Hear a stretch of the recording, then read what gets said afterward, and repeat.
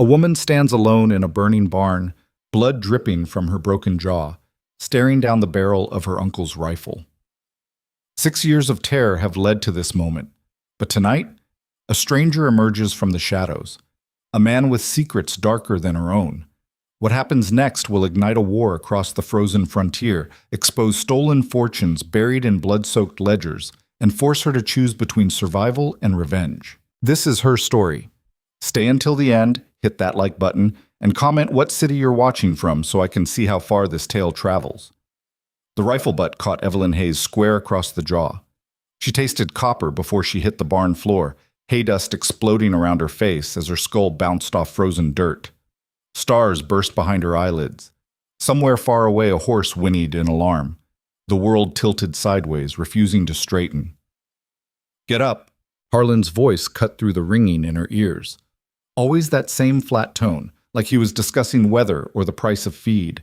Never anger, never emotion, just cold certainty that he owned everything in this barn, including her. Evelyn's hands found purchase in the straw. Her fingers closed around nothing substantial, just brittle stems that crumbled under pressure. 20 years old, and she couldn't remember the last time she'd gotten off the ground without something inside her breaking a little more. "I said get up, girl." The rifle barrel pressed between her shoulder blades. 6 years. 6 years since father died and left her alone with his brother. 6 years since this ranch stopped being home and became a cage with no locks, just fear holding the doors shut. 6 years of learning that fighting back only made it worse, that silence was survival, that hope was the cruelest joke the frontier could tell. She pushed herself to her knees. Blood dripped from her mouth onto the hay, black in the lamplight. The barn swam in and out of focus. One of the horses, probably Thunder, her father's old stallion, stamped nervously in his stall. "You think you can steal from me?" Harlan circled her slowly, boots crunching on scattered grain. "Think I wouldn't notice $3 missing from the lockbox? I needed—" Her jaw screamed when she tried to talk. She swallowed blood and started again. "Needed supplies. For what? This dying ranch? These worthless animals?" He kicked over a bucket of oats. It clattered across the floor, spilling grain that would take an hour to sweep up. "Everything here is mine. The land, the cattle, the horses, the money. You. All mine until you turn 25, remember? Your father made damn sure of that in his will. 5 more years." The thought hit her like a second blow. 5 more years of this. "I was going to pay it back," she whispered. "Pay it back?" Harlan laughed, the sound as dry as August grass. "With what? You got nothing. You are nothing. Just a burden, eating my food, wasting my time, running this place into the ground because you don't have the sense your father did." He was warming up now. Evelyn recognized the pattern. First came the words, building like storm clouds. Then came his fists. Then came the long silence after, when she'd drag herself to the house and patch whatever he'd broken this time, knowing nobody would ask, nobody would help, nobody would even notice. The nearest neighbor was 12 miles north. Town was 23 miles east, across terrain that turned murderous in winter. Even if she ran, where would she go? A woman alone on the frontier with no money, no family, no prospects. She'd end up in a brothel or dead in a ditch before spring. Harlan knew it too. That's what made him smile. "My brother was weak," he said, voice dropping lower. "Soft.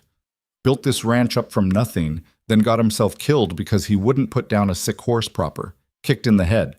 Stupid way to die." Evelyn's fingers dug into the dirt. "Don't react. Don't give him the satisfaction. Should have sold this place when I had the chance. Should have taken the money and left you to rot in some workhouse back east. But no, I tried to make something of it. Tried to teach you how to run a ranch proper. And what do? Steal from me. Disrespect me. Act like you got rights." The rifle barrel lifted from her back. Evelyn's whole body tensed. Here it came. "Stand up." She stood. Her legs shook. Blood dripped from her chin onto her worn dress. The same dress she'd been wearing for 3 days because all her others had holes she hadn't found time to mend. Harlan stood 6'2", broad across the shoulders, with hands like sledgehammers, and a face that never showed anything but contempt. Gray threaded through his dark hair now. He'd been 41 when father died. 47 now, and meaner with every passing year. Turn around. She turned, met his eyes for just a second, flat brown, like creek water with nothing living underneath, then dropped her gaze to the floor. Looking at him too long was asking for trouble. 6 years I've fed you, clothed you, kept a roof over your ungrateful head, and this is how you repay me? I'm sorry. The words came automatically. Didn't matter if she meant them. He wanted to hear them, so she said them. Sorry. He spat the word back at her. You'll be sorry, all right? He raised the rifle like a club. Evelyn closed her eyes. That's far enough. The voice came from the barn entrance, low and steady, male, unfamiliar. Evelyn's eyes snapped open. Harlan froze mid-swing, rifle suspended above his head, face twisting toward the doorway. A man stood framed against the November darkness. Tall, maybe 6 feet, with shoulders that filled his canvas coat. He wore a wide-brimmed hat that shadowed his face, but lamplight caught his eyes, gray as winter sky, cold and measuring. Who the hell are you? Harlan's voice held surprise, then anger flooding in to cover it. This is private property. Get lost before I shoot you for trespassing. The stranger didn't move, didn't even blink. Saw your lamp burning. His voice carried the same flatness Harlan used, but somehow different. Harlan's voice cut. This man's voice just stated facts. Rode a long way, looking for work, ranch work.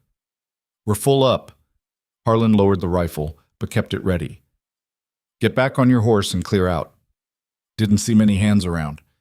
Fences are falling down out by the north pasture. Barn roof's got holes. Doesn't look full up to me. I said we're full. Heard you. Silence stretched between them.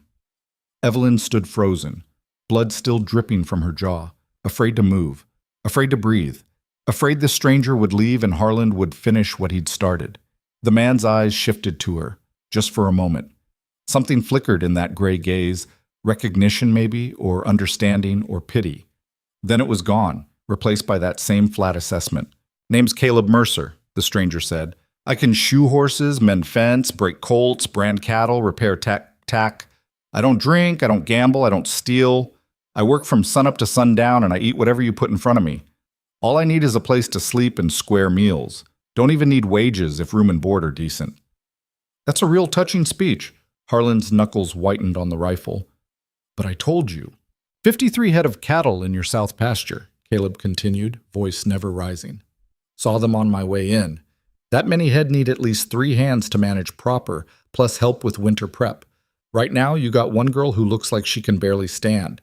So either you're full up on help that's doing a piss-poor job, or you're lying to me. Harlan's face went dark red. You got some nerve. Just pointing out facts. Caleb shifted his weight, coat falling open enough to show a gun belt underneath. Not threatening, just there. You need help. I need work. That's business. I know your type.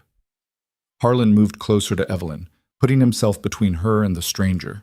Possessive, territorial. Drifters rolling through, taking advantage of isolated ranches. I've dealt with plenty worse than you. I'm sure you have. Something in the way Caleb said it made Harlan pause.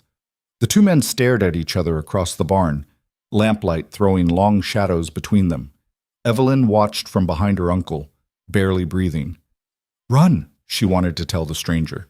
Get back on your horse and ride away before Harlan shoots you, or worse.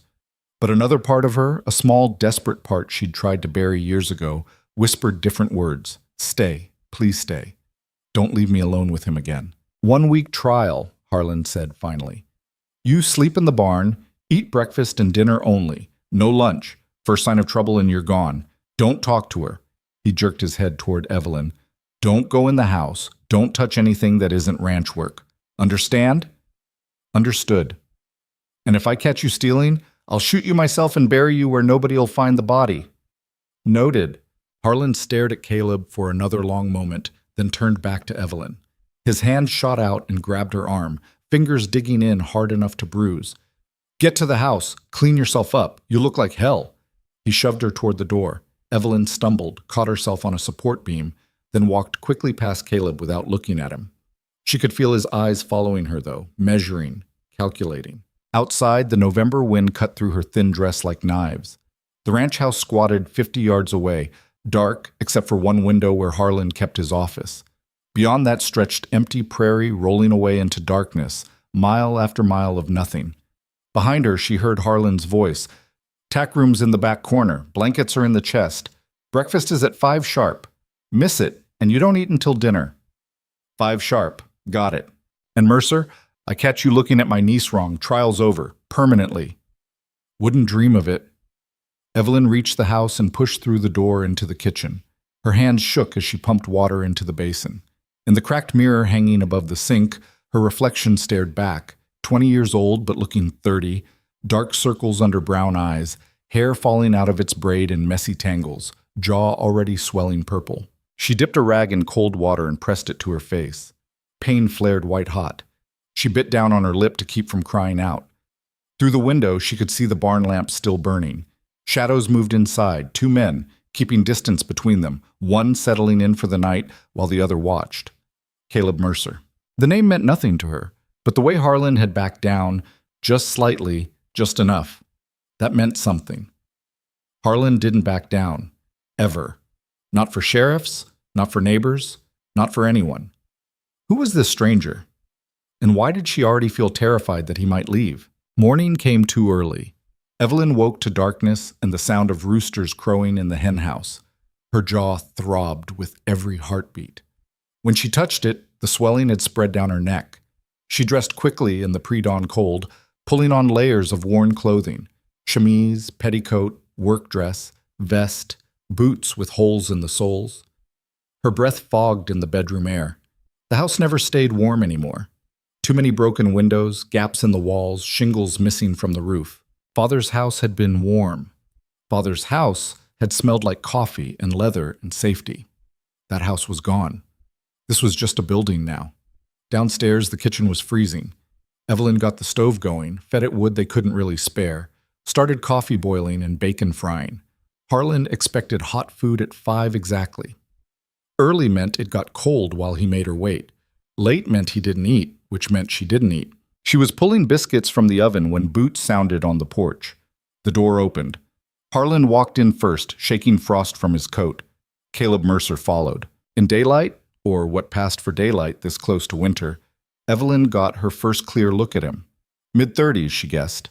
Dark hair going gray at the temples. Face carved down to essentials, all hard angles and no softness. A scar cut through his left eyebrow. Another disappeared under his collar. He moved quiet for a big man. Economical, like every step was measured. His eyes found hers for just a second, gray as gunmetal. Then he looked away, taking off his hat. "Sit." Harlan pointed to the table. "Food's ready, right, girl?" "Yes, sir." Evelyn brought plates to the table. Bacon, eggs, biscuits, gravy. The men sat across from each other. She served Harlan first, then placed a plate in front of Caleb. He nodded once, didn't smile, didn't speak. "She eats after we're done," Harlan told him. "That's the rule.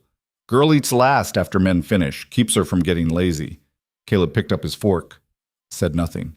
Evelyn stood by the stove, watching them eat the food she'd cooked while her stomach cramped with hunger. This was normal. This was every morning. She'd learned to ignore it years ago. "You know horses?" Harlan asked around a mouthful of biscuit. Some. Some isn't good enough. I need them all reshod before December. Can you do that or not?" "I can do it. North fence needs 300 feet of new wire. Posts need replacing in 4 sections. Wind knocked down the line shack roof last spring, and I haven't had time to fix it. You capable of handling that?" "Yes." Harlan studied him. "You don't talk much." "Don't see the point in talking unless there's something to say." Harlan ate more bacon. "Where you from?" "Different places." "That's not an answer." "It's the one you're getting." The temperature in the room dropped 10 degrees. Evelyn held her breath. Harlan didn't like people talking back, didn't like questions dodged. Men had gotten beaten for less. But Harlan just smiled, not friendly, more like a wolf showing teeth. "Fair enough. Man's past is his own business out here, long as he does his work. But Mercer?" He leaned forward. "You step out of line even once, you'll find out how serious I am about protecting what's mine." Understood. They finished eating in silence. When Harlan pushed his plate away, he stood and jerked his head at Caleb. "Come on, I'll show you the horses." Both men headed for the door. Harlan paused on the threshold, looking back at Evelyn. "Clean this up, then get to the chickens. We need eggs." "Yes, sir." The door closed. Evelyn waited until their boots faded toward the barn, then sat down and ate what they'd left behind. Cold bacon grease, biscuit scraps, eggs gone rubbery. She ate fast, mechanically, tasting nothing. Through the window, she watched the two men cross to the horse corral. Harlan gestured broadly, pointing at different animals. Caleb stood listening, hat pulled low. Who was he really? Not just a drifter looking for work. Something else. Something harder. She'd seen drifters before. They came through sometimes, asking for food or a place to sleep one night. They had hollow eyes and beaten-down shoulders, and they never stayed long. They were running from something or toward something, desperate and weak. Caleb Mercer didn't look desperate. He looked patient like a man waiting for something specific. That scared her more than she wanted to admit. The week passed in fragments of routine and watchfulness. Caleb worked. He shod all 8 horses in 3 days, fixed the north fence line in 2 more, started repairing the barn roof despite November cold that made metal tools stick to bare skin. He ate breakfast and dinner at the house, never spoke unless spoken to, kept his eyes down around Evelyn. Harlan watched him like a hawk watching a snake, and Evelyn watched both of them, trying to understand what game was being played and why she felt like a piece on the board. Thursday evening, she was in the barn feeding the horses when Caleb climbed down from the roof ladder. Harlan had gone to town for supplies, wouldn't be back until dark. The barn felt different without him there, less oppressive, like the building itself could breathe easier. "Thunder's favoring his left foreleg," Caleb said. Evelyn jumped. She hadn't heard him approach. "I know, he's been doing that for a month. Needs a farrier to look at it. Could be navicular disease." "I told Harlan. He said it wasn't worth the money." Caleb was quiet for a moment. Then, "I can look at it. Not as good as a real farrier, but I know some things." "You don't have to. Not doing it for you." His voice stayed flat. "Doing it because a lame horse is useless and useless things get shot. Rather prevent that if possible." He moved past her to Thunder's stall. The big stallion snorted, ears back, but Caleb just stood there, not moving, not pushing, waiting. After a minute, Thunder's ears came forward. Caleb entered the stall, slow and careful, and ran his hand down the horse's leg. Evelyn watched from outside the stall. "He was my father's horse." "Figured." "How? Horse this old, still kept around even though he can't work? That's sentiment, and Harlan doesn't seem like a sentimental man." No, he wasn't. Caleb examined the hoof, pressing gentle fingers along the frog and heel. Thunder stood quiet, trusting in a way he never did with Harlan. "It's not navicular," Caleb said finally. "Just an abscess. Drainable. I'll need a hoof knife, Epsom salts, and clean rags." "I can get those." She found the supplies in the tack room and brought them back. Caleb worked efficiently, talking low to the horse the whole time, voice so quiet Evelyn couldn't make out words. Just tone. Steady, calm. The abscess drained dark and foul-smelling. He packed the hoof with salts and wrapped it tight. "Keep him stalled 3 days, change the packing twice daily. He'll be sound after that." "Thank you." Caleb stood wiping his hands on a rag. For the first time since arriving, he looked directly at her. Really looked. His eyes traveled over her face, the fading bruise on her jaw, older marks on her wrists, the way she held herself like someone ready to run. "Does he hit you often?" he asked quietly. Evelyn's breath stopped. Nobody asked that, ever. People saw. They knew. But frontier courtesy meant looking away, minding your own business, letting a man run his household how he saw fit. "I don't know what you mean." "Yes, you do. That's none of your concern." "Maybe not." He turned away, gathering up the soiled rags. "But I've seen it before. Seen what happens when nobody asks. Usually ends with someone dead." "I'm handling it." "Are you?" "I'm alive, aren't I?" Alive isn't the same as living. The words hit harder than Harlan's fists. Evelyn felt something crack inside her chest, something she'd kept sealed tight for 6 years. Tears burned behind her eyes. She blinked them back hard. "You don't know anything about me." "I know enough." Caleb's voice stayed level, detached. I know you're scared. I know you've been taking beatings for years and pretending it's normal. I know you think you're stuck here until you're 25 because that's what some will says. And I know you're wrong about that last part. The will is legal. My father. Wills can be challenged, especially when the executor is abusing his authority. I don't have money for lawyers. I don't have anything. You have proof. He nodded toward her face. Bruises are proof. Witnesses are proof. If you want it out, there are ways. And where would I go? Her voice broke despite her best efforts. I have nothing. No family, no money, no prospects. We can't just leave and start over. You know that. Some do. I'm not some. I'm me. And this is my reality. Caleb studied her for a long moment. Then he picked up his tools and headed toward the door. At the threshold, he stopped. Your reality changes the day you decide it does, he said without turning around. Until then, you're just practicing being dead while your heart's still beating. He left. Evelyn stood alone in the barn, surrounded by horses and hay and the smell of Thunder's draining abscess, and for the first time in 6 years she let herself cry. Not because Caleb was wrong, because he was right. Harlan came back drunk. Evelyn heard the wagon long before she saw it, wheels crashing over ruts, Harlan's voice cursing the horses for being too slow, too stupid, too everything. She was in the kitchen making dinner when he burst through the door, reeking of whiskey and rage. Where is he? She kept her eyes on the stove. In the barn, working on...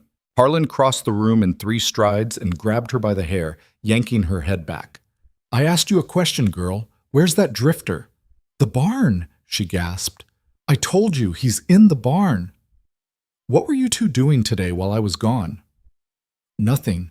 He fixed Thunder's hoof. I helped. Helped? Harlan's breath was hot against her face, sour with alcohol. You were alone with him, in the barn, helping. He was treating a horse, that's all. You think I'm stupid? His grip tightened, pulling until she felt hair tearing at the roots. Think I don't see how you look at him, like some lovesick fool? I haven't. Shut up. He shoved her away. She hit the counter, ribs screaming. I warned you, told you to stay away from him. 1 week, that's all I gave him. And you can't even follow simple instructions. I wasn't doing anything wrong. Wrong is whatever I say it is. He swept his arm across the counter, sending pots and dishes crashing to the floor. Soup splattered across the walls, glass shattered. This is my house, my ranch, my rules. Evelyn backed toward the door. Run. The thought came clear and sharp. He's drunk enough to kill you this time. Run. But Harlan was between her and the exit, and running just made it worse. Always made it worse. You're gonna learn, he said, voice dropping to that terrible calm. I've been too soft. Your father spoiled you, made you think you deserved kindness. But you're nothing. You hear me? Nothing. And I'm going to make sure you remember that. He came at her. Evelyn dodged left. His fist caught her shoulder instead of her face. She scrambled toward the table, putting furniture between them. Harlan laughed, and kicked a chair aside. Run all you want. House only has so many rooms. The door burst open. Caleb stood framed in lamplight, coat dusted with sawdust, hammer still in his hand. His eyes took in the scene instantly. Broken dishes, spilled soup, Evelyn trapped against the table, Harlan advancing with fists clenched. Get out, Harlan snarled. This is family business. Caleb didn't move. Heard crashing, came to check. I said get out. Can't do that. The hell you can't! Harlan turned fully toward him now, drunk rage finding a new target. You work for me. I tell you to leave, you leave, or I put a bullet in you right here. You could try. The words hung in the air like a challenge. Evelyn's heart hammered. Nobody talked to Harlan like this. Nobody stood up to him. It always ended badly.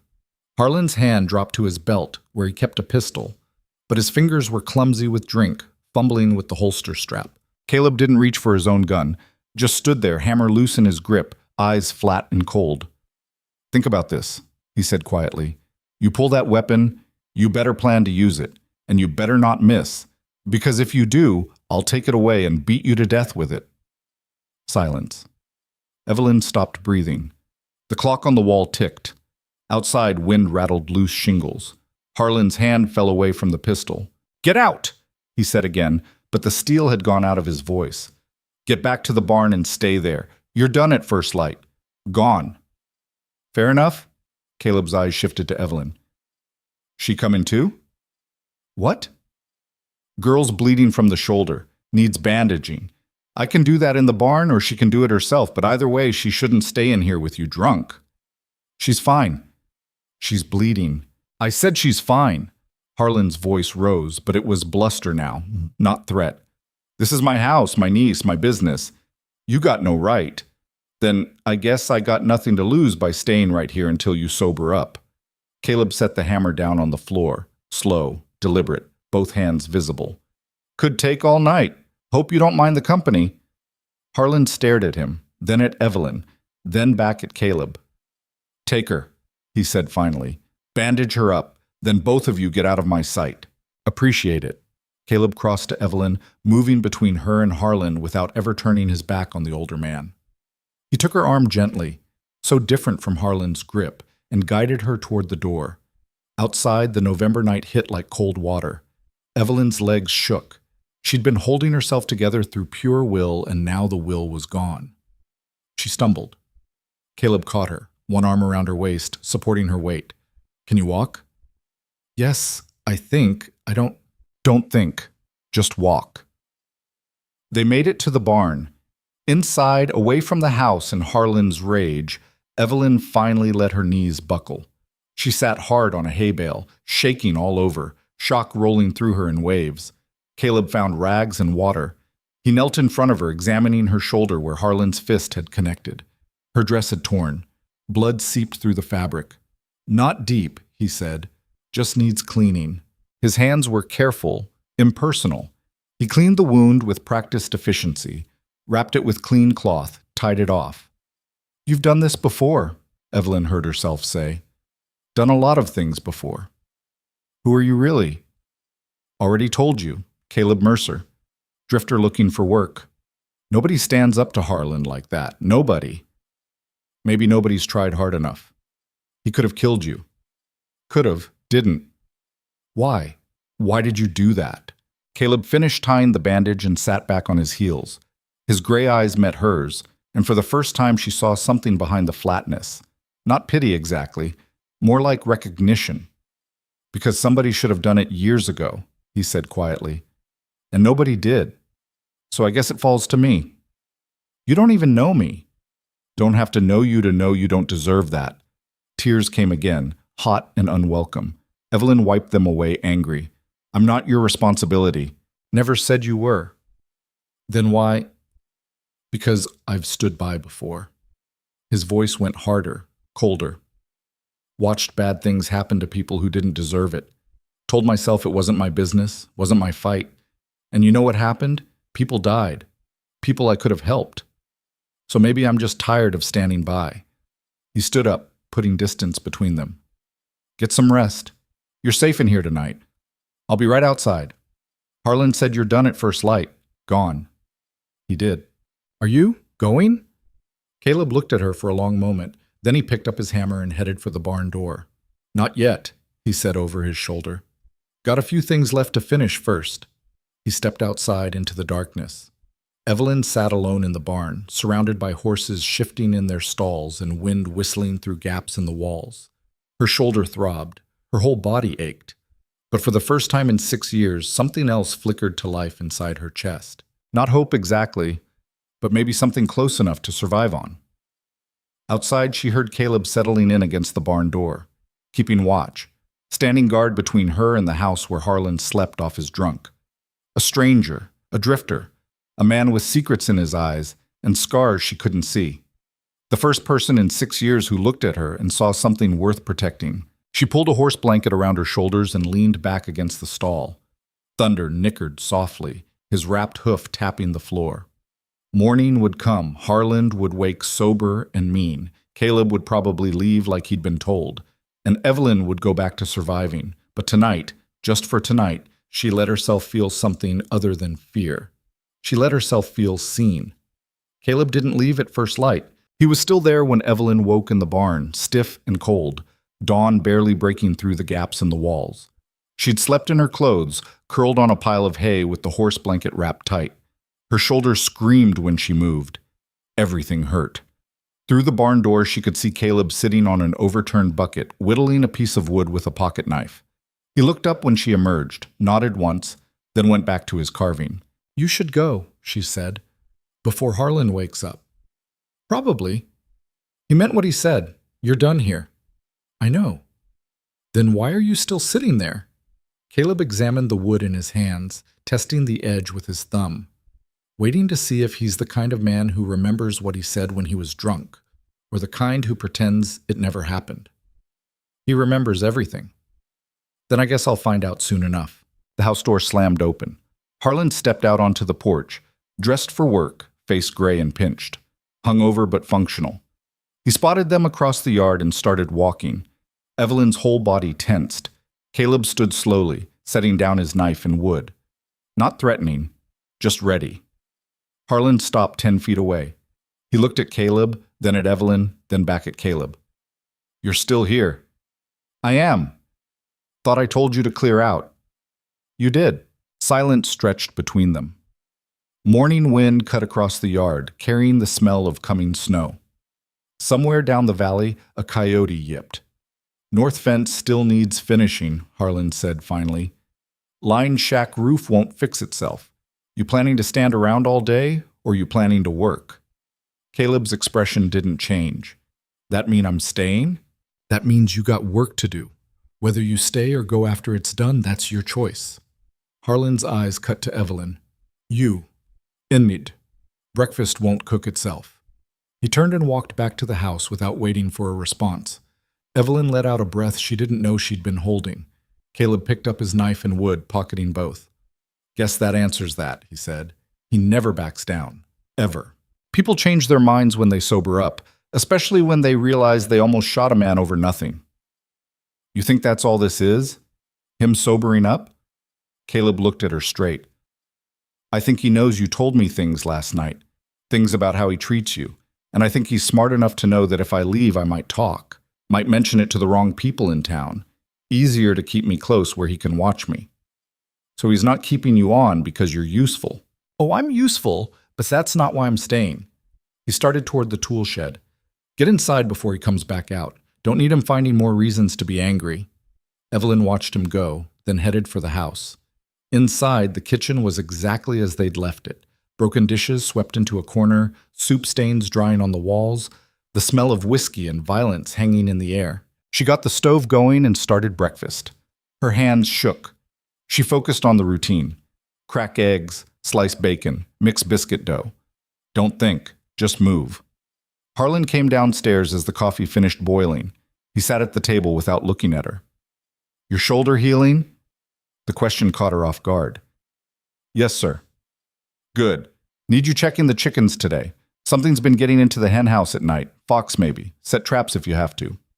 "Yes, sir." He drank his coffee black, staring at nothing. The silence felt different this morning. Still dangerous, but coiled tighter, more aware of itself. "That drifter," Harlan said eventually. "He touch you?" "No, sir." "You sure?" "I'm sure." "Because if he did, I'll kill him. Don't care how useful he is. Nobody touches what's mine." Evelyn's stomach turned. "He didn't touch me. He just bandaged my shoulder. That's all?" "Better be all." Harlan set down his cup. "Men like him, they see a girl alone. They get ideas. You understand? They think they can rescue you, play hero, get something in return." "I understand. Do you?" He finally looked at her. His eyes were bloodshot but sharp.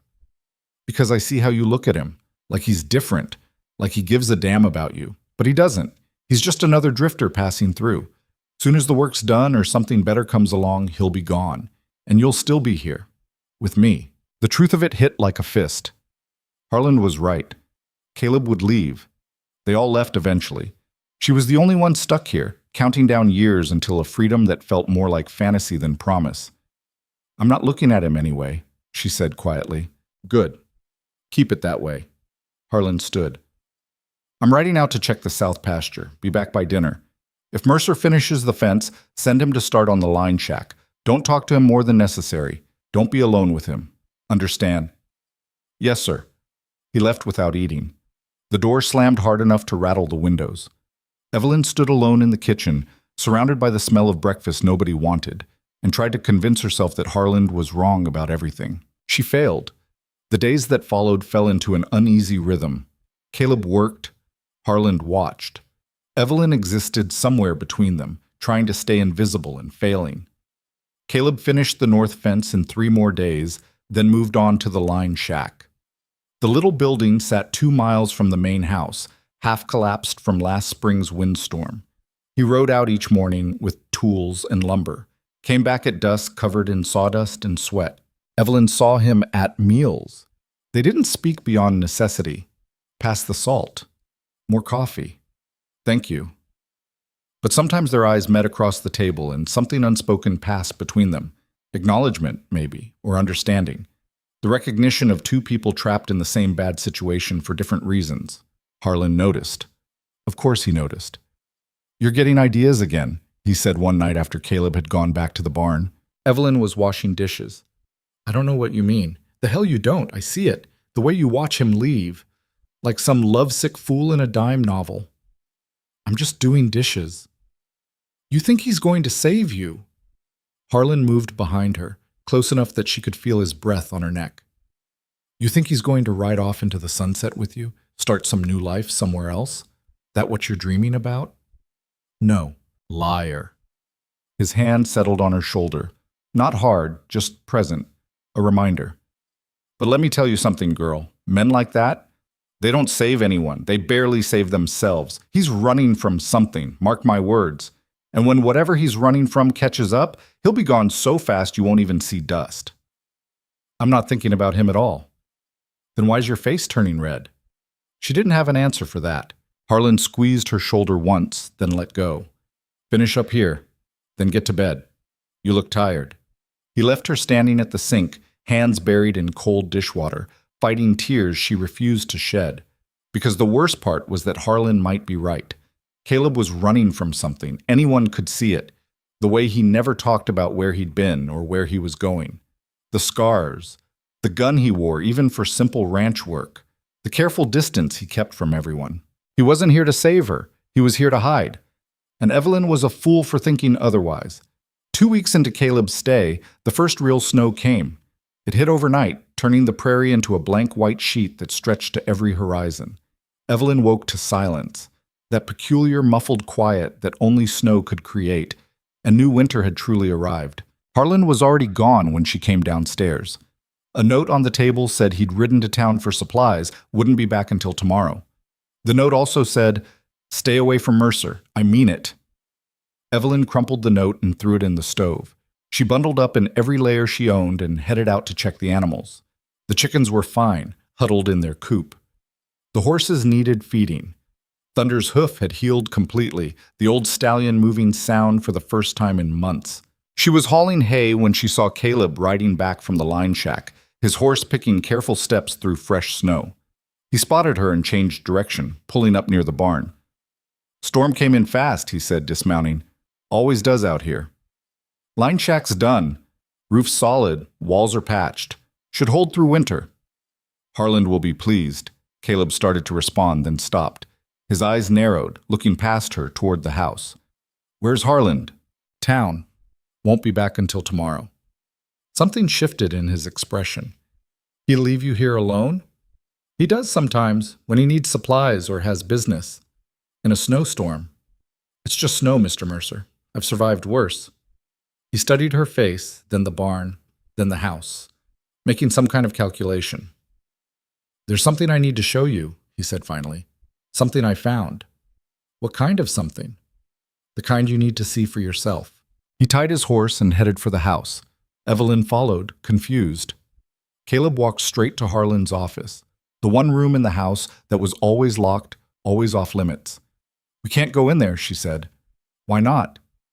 "Because it's locked, and Harland will know if we—" Caleb pulled a small leather case from his pocket, flipped it open to reveal a set of lock picks. Before Evelyn could protest, he knelt in front of the door and went to work. 30 seconds later, the lock clicked open.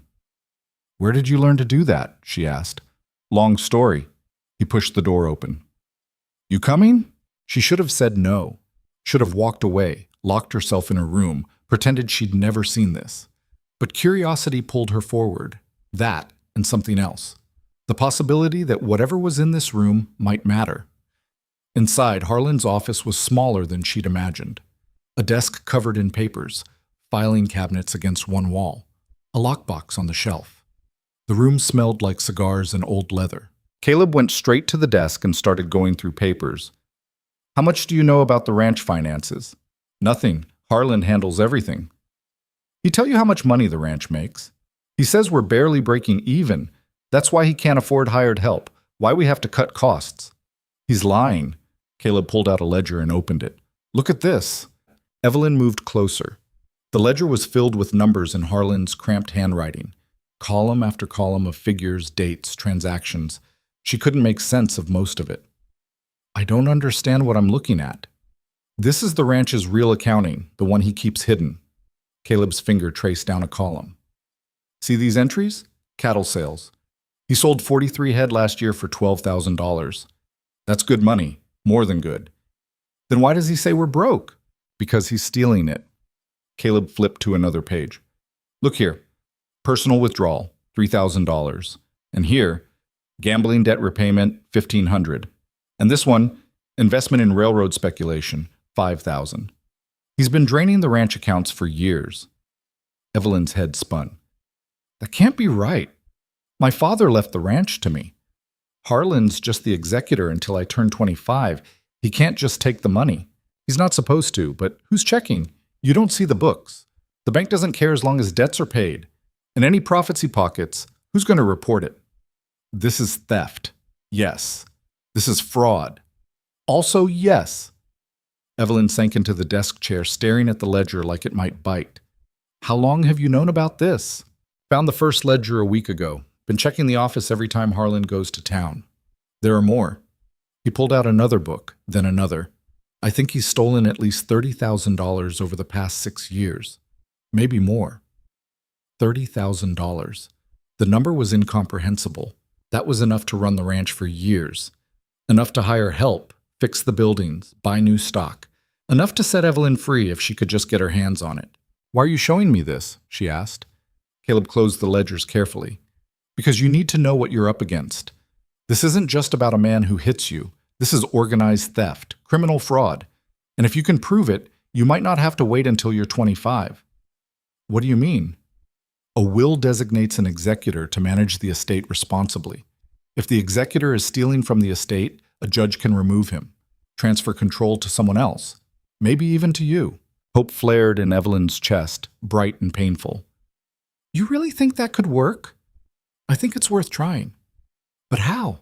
I don't have money for lawyers. I don't even know any lawyers." "There's a lawyer in Cheyenne, a woman named Clara Whitmore. She handles estate cases, takes on clients who can't pay up front.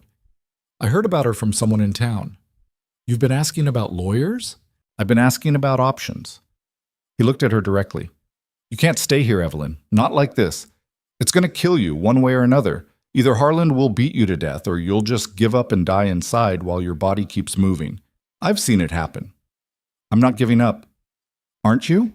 The question hung between them. Evelyn wanted to argue, to insist she was fine, she was surviving, she was strong. But sitting in Harlan's office, surrounded by proof of his betrayal, she couldn't lie anymore. "I don't know how to fight this," she whispered. "I've been trapped so long. I don't even know what freedom looks like." "Then let me help you figure it out." "Why? Why do you care?" Caleb was quiet for a long moment. When he spoke, his voice was rougher. "I told you I was a lawman before. What I didn't say was why I stopped. There was a girl, 15 years old. Her stepfather was beating her. Everyone knew it, but nobody did anything because he was rich and connected, and people looked the other way. I tried to arrest him. Got shut down by my own department. They told me to drop it, mind my business, let family matters stay family matters." He paused, jaw tight.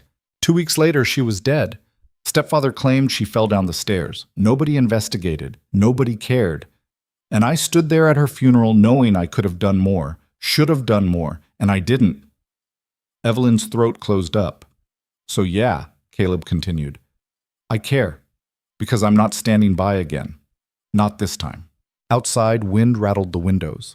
Snow kept falling, building drifts against the house. They were alone, isolated, surrounded by evidence of Harlan's crimes and the weight of choices that could change everything. If we do this, Evelyn said slowly, if we take these ledgers to a lawyer and file charges, Harlan will know. He'll figure out who took them, and he'll come after us. Yes, he might kill us. He might try. That doesn't scare you? It terrifies me. Caleb's gray eyes met hers. But I'm more scared of doing nothing and watching you die slowly over the next 5 years. So you tell me, you want to keep surviving? Or you want to try living? Evelyn looked down at the ledgers spread across the desk. Proof. Evidence. A way out. Her hands shook as she reached for the books. When do we leave for Cheyenne? The planning took 3 days. They couldn't just ride off without explanation. Harlan would notice, would follow, would drag them back, or worse.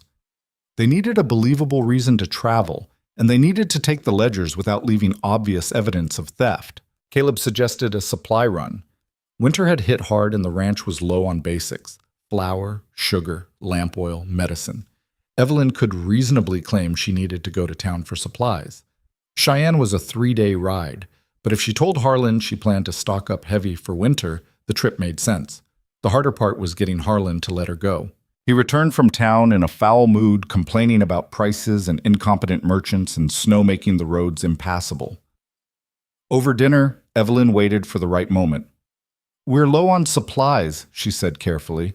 I was thinking I should ride to town next week. Harlan didn't look up from his plate. What supplies? Flour's almost gone, sugar too. We need lamp oil, coffee, salt, medicine for the horses. Make a list. I'll go. You just went, and you said the roads were bad. They're bad, which is why you're not going. If I don't go soon, we'll run out of basics before spring. I can handle the trip. No. Evelyn forced herself to stay calm. I'm a good rider. I know the route. I said no. Harlan's fork clattered against his plate. You're not going anywhere. Give me the list and I'll handle it when I have time.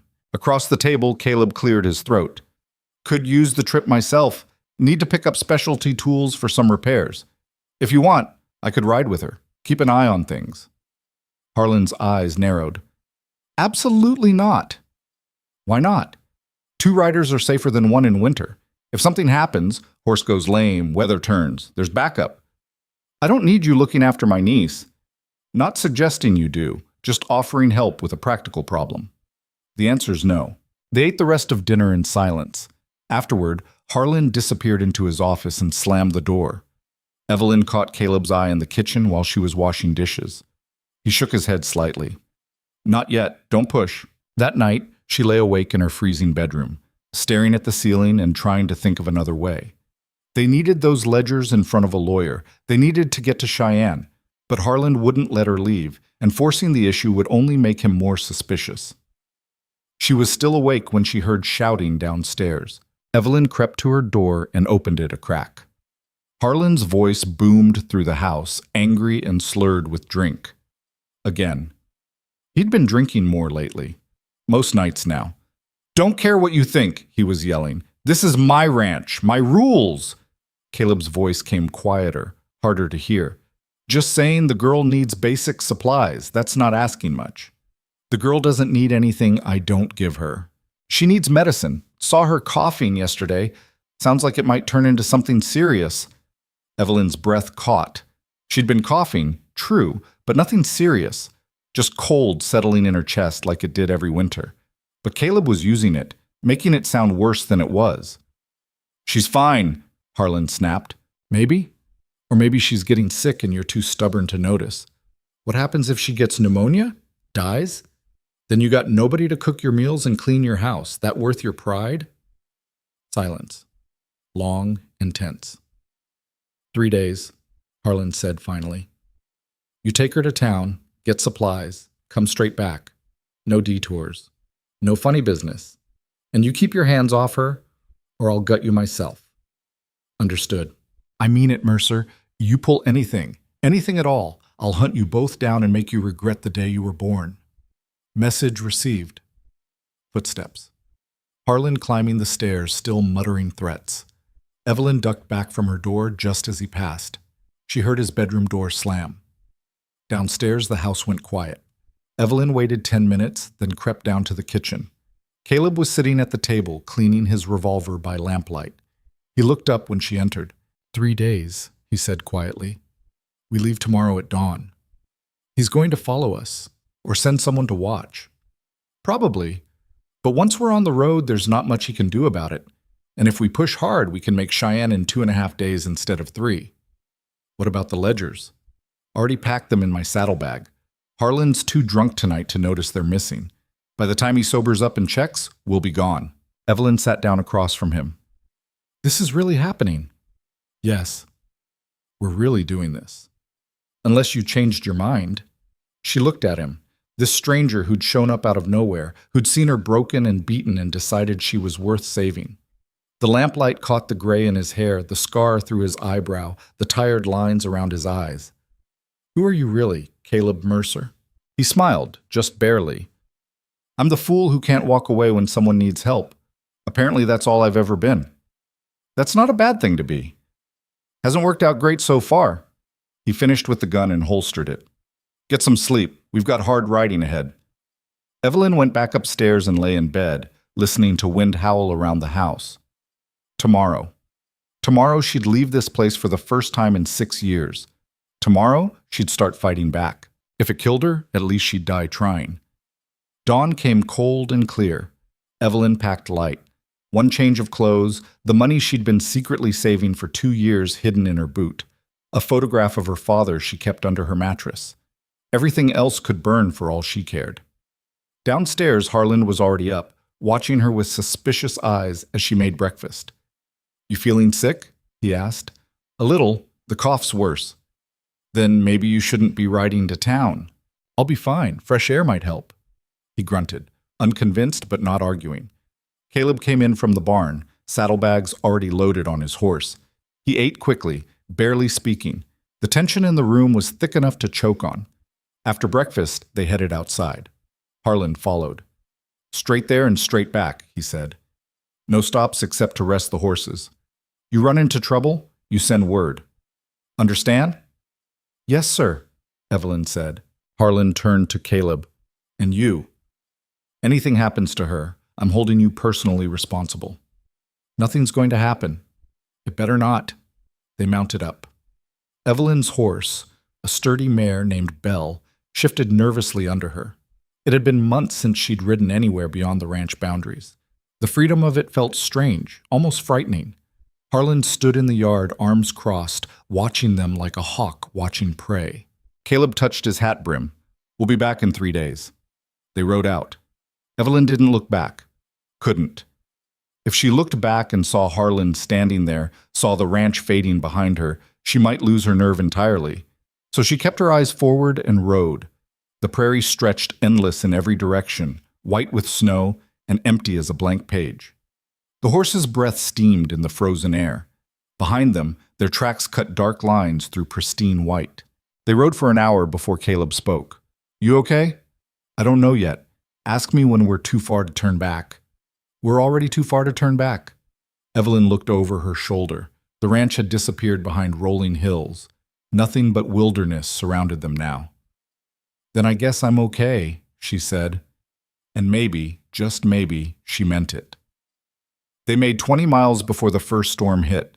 It came out of nowhere, the way winter storms did on the high plains. Clear sky 1 minute, white wall of snow the next. Wind tore across the prairie hard enough to knock Belle sideways. Evelyn pulled her scarf over her face and leaned low in the saddle, trusting the mare to keep moving forward. Caleb appeared beside her through the blowing snow, his hat pulled down tight. He pointed east toward a dark shape barely visible through the storm. A farmhouse, maybe, or a barn. Shelter. They pushed the horses hard. By the time they reached it, Evelyn couldn't feel her fingers or toes. The structure turned out to be an abandoned line shack. Half the roof gone, but 3 walls still standing. Good enough. Inside, they got the horses settled in the corner that still had cover. Caleb found dry wood stacked against the wall, someone's emergency supply left behind, and got a fire going in the old stone hearth. Evelyn sank down beside it, shaking so hard her teeth rattled. "Drink this." Caleb handed her a flask. She took a swallow. Whiskey burned down her throat, spreading warmth through her chest. She coughed and handed it back. "How long will the storm last?" she asked. "Could be an hour. Could be all night." He sat across from her, close enough to the fire that snow melting off his coat started steaming. "We'll wait it out. Can't ride blind in this anyway." Evelyn pulled her knees to her chest and watched flames dance in the hearth. Outside, wind screamed like something dying. Snow blew through the open roof section, but the fire kept their corner almost warm. "Tell me about Clara Whitmore," she said. Caleb poked at the fire with a stick.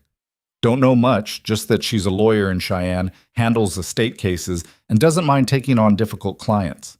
"How do you know she'll help us?" "I don't, but she's our best shot." "And if she won't?" "Then we find someone else, or we figure out another way." He looked at her across the flames. "You having second thoughts?" "About 100 of them." "That's normal." "Is it normal to be terrified that even if this works, even if we prove Harlan's a thief and a fraud, he'll still find a way to hurt me? That maybe there's no winning this, just different ways of losing?" Caleb was quiet for a moment. "Yeah, that's normal too." "You ever been this scared?" "Every day when I wore a badge." Fear doesn't mean you're doing the wrong thing. Sometimes it just means you're doing something that matters. Evelyn watched the fire. "What happened after that girl died? The one you tried to help?" His jaw tightened. "I quit, turned in my badge, left town, kept moving, told myself I was done trying to fix things I couldn't control." "But you're trying to fix this." "Yeah, I guess I'm not as smart as I thought. Or maybe you're exactly as smart as you need to be." He looked at her then, really looked, and something passed between them that had nothing to do with words. Recognition, maybe. Or just two broken people acknowledging they were both still standing despite everything trying to knock them down. The storm blew itself out near midnight. They took turns sleeping, one of them always awake to tend the fire and watch the horses. When dawn broke cold and clear, they saddled up and rode hard. The next day and a half blurred together, endless white prairie, frozen streams, wind that cut through every layer of clothing. They stopped only to rest the horses and eat cold rations. Evelyn's cough got worse. Every breath felt like inhaling broken glass. But she didn't complain. Couldn't afford to slow down. On the afternoon of the third day, Cheyenne appeared on the horizon. The city rose out of the flatlands like something from a different world. Buildings 3 and 4 stories tall, streets packed with wagons and people, smoke from 100 chimneys darkening the sky. Evelyn had forgotten what civilization looked like. The noise alone made her dizzy. They stabled the horses at a livery on the edge of town. The stable hand, a kid maybe 16, took their money and pointed them toward the business district. "You looking for anything particular?" he asked. "Lawyer named Clara Whitmore," Caleb said. "Oh, sure. Miss Whitmore's office is on Ferguson Street, above the Mercantile. Can't miss it. She's the one with the sign that says legal services for those who need them, real bold lettering." "She any good?" The kid grinned. "Depends on who you ask. Ranchers hate her. Regular folks think she walks on water. Won me a case against my old boss for unpaid wages last year." "Sounds like our kind of lawyer." They found the office exactly where the kid said. The sign was indeed bold. Black letters on white, no fancy scroll work, just plain facts. The door was unlocked. Inside, a small waiting room held 3 chairs and a desk where a young woman sat reading a law book. She looked up as they entered. "Can I help you?" "We're looking for Clara Whitmore," Evelyn said. "You found her." The woman closed the book and stood. She was maybe 30, dressed in a plain dark skirt and white blouse, hair pulled back in a no-nonsense bun. Sharp eyes took in Evelyn's worn clothes and bruised face without comment. "You got legal trouble?" "Yes, ma'am." "What kind?" Evelyn glanced at Caleb. He nodded. She took a breath and said it out loud for the first time. "My uncle's been stealing from my inheritance. I need help getting it back." Claire's expression didn't change. "Sit down. Start from the beginning. Don't leave anything out." They sat. Evelyn talked. Once she started, the words came easier. 6 years of abuse and theft and fear spilling out in a rush. Clara listened without interrupting, occasionally making notes. When Evelyn finished, the lawyer sat back and studied her. You got proof of any of this? Caleb pulled the ledgers from his saddlebag and laid them on the desk. These are his private accounting books. They show every dollar he's stolen, every fraudulent transaction, every lie he's told. Clara opened the first ledger and started reading. Her eyes moved fast, taking in columns of numbers with practiced ease. After a few minutes, she looked up. This is good. This is very good. If these numbers hold up to scrutiny, you've got a solid case for fraud and mismanagement of estate funds. She tapped the page. But you need to understand something. Going after a man like this, proving he's a thief in open court, that's going to get ugly. He'll fight back. He'll lie. He'll make you look like a hysterical woman who can't be trusted. You prepared for that? I'm prepared for anything that gets me out from under his control. What about money? Legal cases aren't cheap. I can work on deferred payment, but there are still filing fees, court costs, investigator fees if we need them. You got any resources? Evelyn pulled off her boot and retrieved the small pouch she'd hidden there. $47 in coins and crumpled bills. 2 years of hoarding every penny she could steal or save. It's not much. It's a start. Clara counted it quickly and made a note. I'll front the rest and add it to what you owe me. We win this case. Your uncle pays everything including my fees. That work for you? Yes? Then we've got a deal. Clara stood and extended her hand. Evelyn shook it. The lawyer's grip was firm, businesslike. Fair warning, this is going to take time. We need to file petitions, get a court date, have these ledgers verified by an independent auditor. Could be weeks before we even get in front of a judge. How many weeks? 4, maybe 6. Depends on the court calendar. Evelyn's heart sank. 6 weeks. 6 weeks before anything changed. And in that time, Harlan would notice the missing ledgers, would figure out where they'd gone, would come looking. Can we stay in Cheyenne until then? She asked. Or do we have to go back? Clara looked between them. You go back now. What happens? He'll know something's wrong. He'll be suspicious. And if he finds out we took those ledgers, he'll kill you both. Clara said it matter of fact, like she was discussing weather. Yeah, I've seen this pattern before. You can stay here if you want, but that brings its own problems. He'll come looking, and when he does, he'll make a scene, claim you ran off with this man here. She nodded at Caleb. Paint you as unstable. That plays right into his hands in court. So what do we do? Clara thought for a moment. You go back, act normal. Pretend the trip was exactly what you said. Supply run, nothing more. Keep your heads down. Don't give him any reason to suspect. Meanwhile, I'll file the paperwork quietly, get the auditor working on these books. When we have everything lined up, we'll serve him with court papers all at once, ambush him legally before he knows what's happening. That's a lot of pretending, Caleb said. A lot of time for things to go wrong. You got a better idea? He didn't. They left Clara's office with a plan that felt like standing on ice waiting for it to crack. Outside, the sun was setting, turning the snow-covered streets orange and gold. Evelyn stood on the boardwalk, watching people hurry past, normal people with normal lives, going home to warm houses and families who didn't beat them. We should find a place to sleep, Caleb said. Start back in the morning. They found a boarding house that didn't ask questions. Separate rooms, paid for with Evelyn's dwindling supply of saved money. That night she lay in an actual bed with clean sheets and tried to remember the last time she'd felt safe enough to sleep properly. She couldn't. Downstairs, she could hear the boarding house owner playing piano. Someone laughed. Normal sounds. Human sounds. She'd forgotten what those felt like. Tomorrow they'd ride back to the ranch, back to Harland, in fear and pretending everything was fine while the legal machinery churned invisibly in the background. Back to prison. But maybe, just maybe, it wouldn't be forever anymore. The ride back took 3 days of hard pushing. They arrived at the ranch after dark, both of them exhausted and frozen. The house was lit up. Harlan's shadow moved behind the curtains. Evelyn dismounted on shaking legs. Caleb took Belle's reins. I'll stable the horses. You go on inside. What do I tell him? The truth. You got supplies. Trip took longer than expected because of the storm. Keep it simple. She nodded and headed for the house. Her hand was on the door when it jerked open.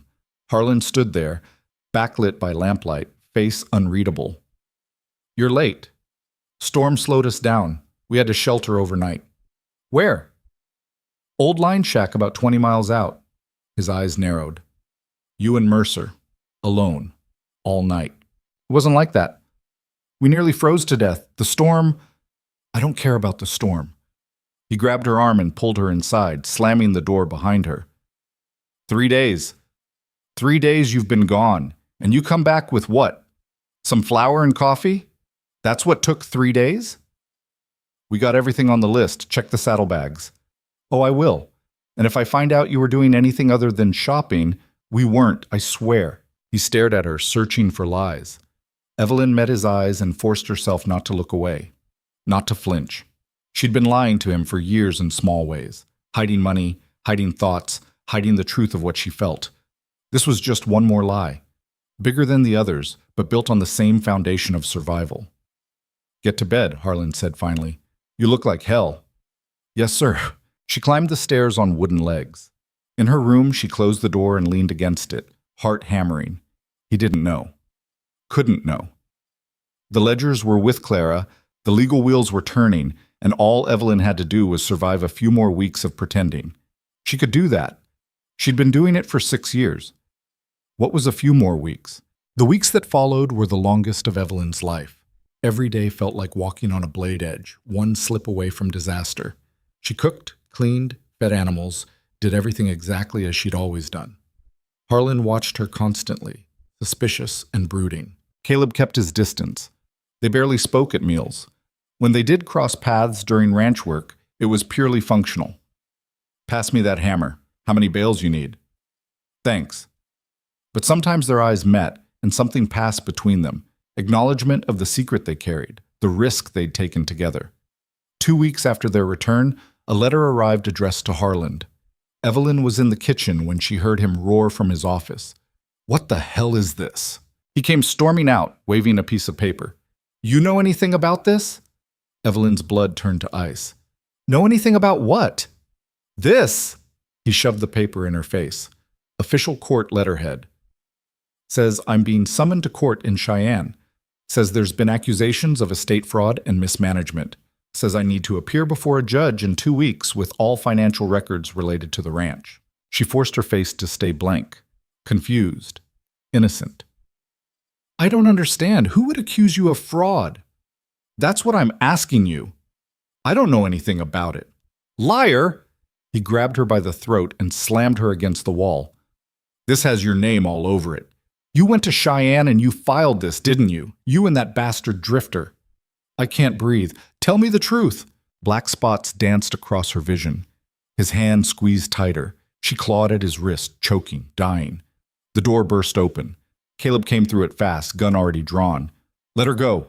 Harlan's hand loosened just enough for Evelyn to gasp air, but he didn't let go completely. This doesn't concern you. She can't answer your questions if she's dead. Let her go. Get out of my house. Can't do that. Caleb cocked the revolver. But I can put a bullet in your knee and ask you again. Your choice. For a long, terrible moment, nobody moved. Then Harlan released Evelyn. She collapsed, coughing and gasping. He turned on Caleb instead. You did this. You poisoned her against me, filled her head with lies, convinced her to file this goddamn lawsuit. I helped her see the truth. Big difference. The truth? Harlan laughed, harsh and bitter. The truth is she's nothing without me. No money, no prospects, no future.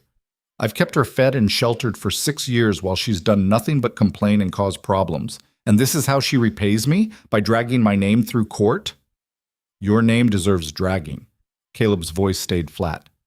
You've been stealing from her for years. The court's going to prove it. Prove what? That I ran this ranch while she played house? That I made hard decisions to keep us afloat? Any judge with sense will see this for what it is. A hysterical girl listening to a drifter who wants to get his hands on her inheritance. Then you got nothing to worry about. Just show up to court with clean books and let the judge decide. Harlan's face went dark red. I want you off this property. Now. Tonight. Take your things and don't come back. Fine by me. But she's coming too. The hell she is. Evelyn stays here where she belongs. Caleb looked at Evelyn. She was still on the floor, hand to her throat, breathing hard. Their eyes met.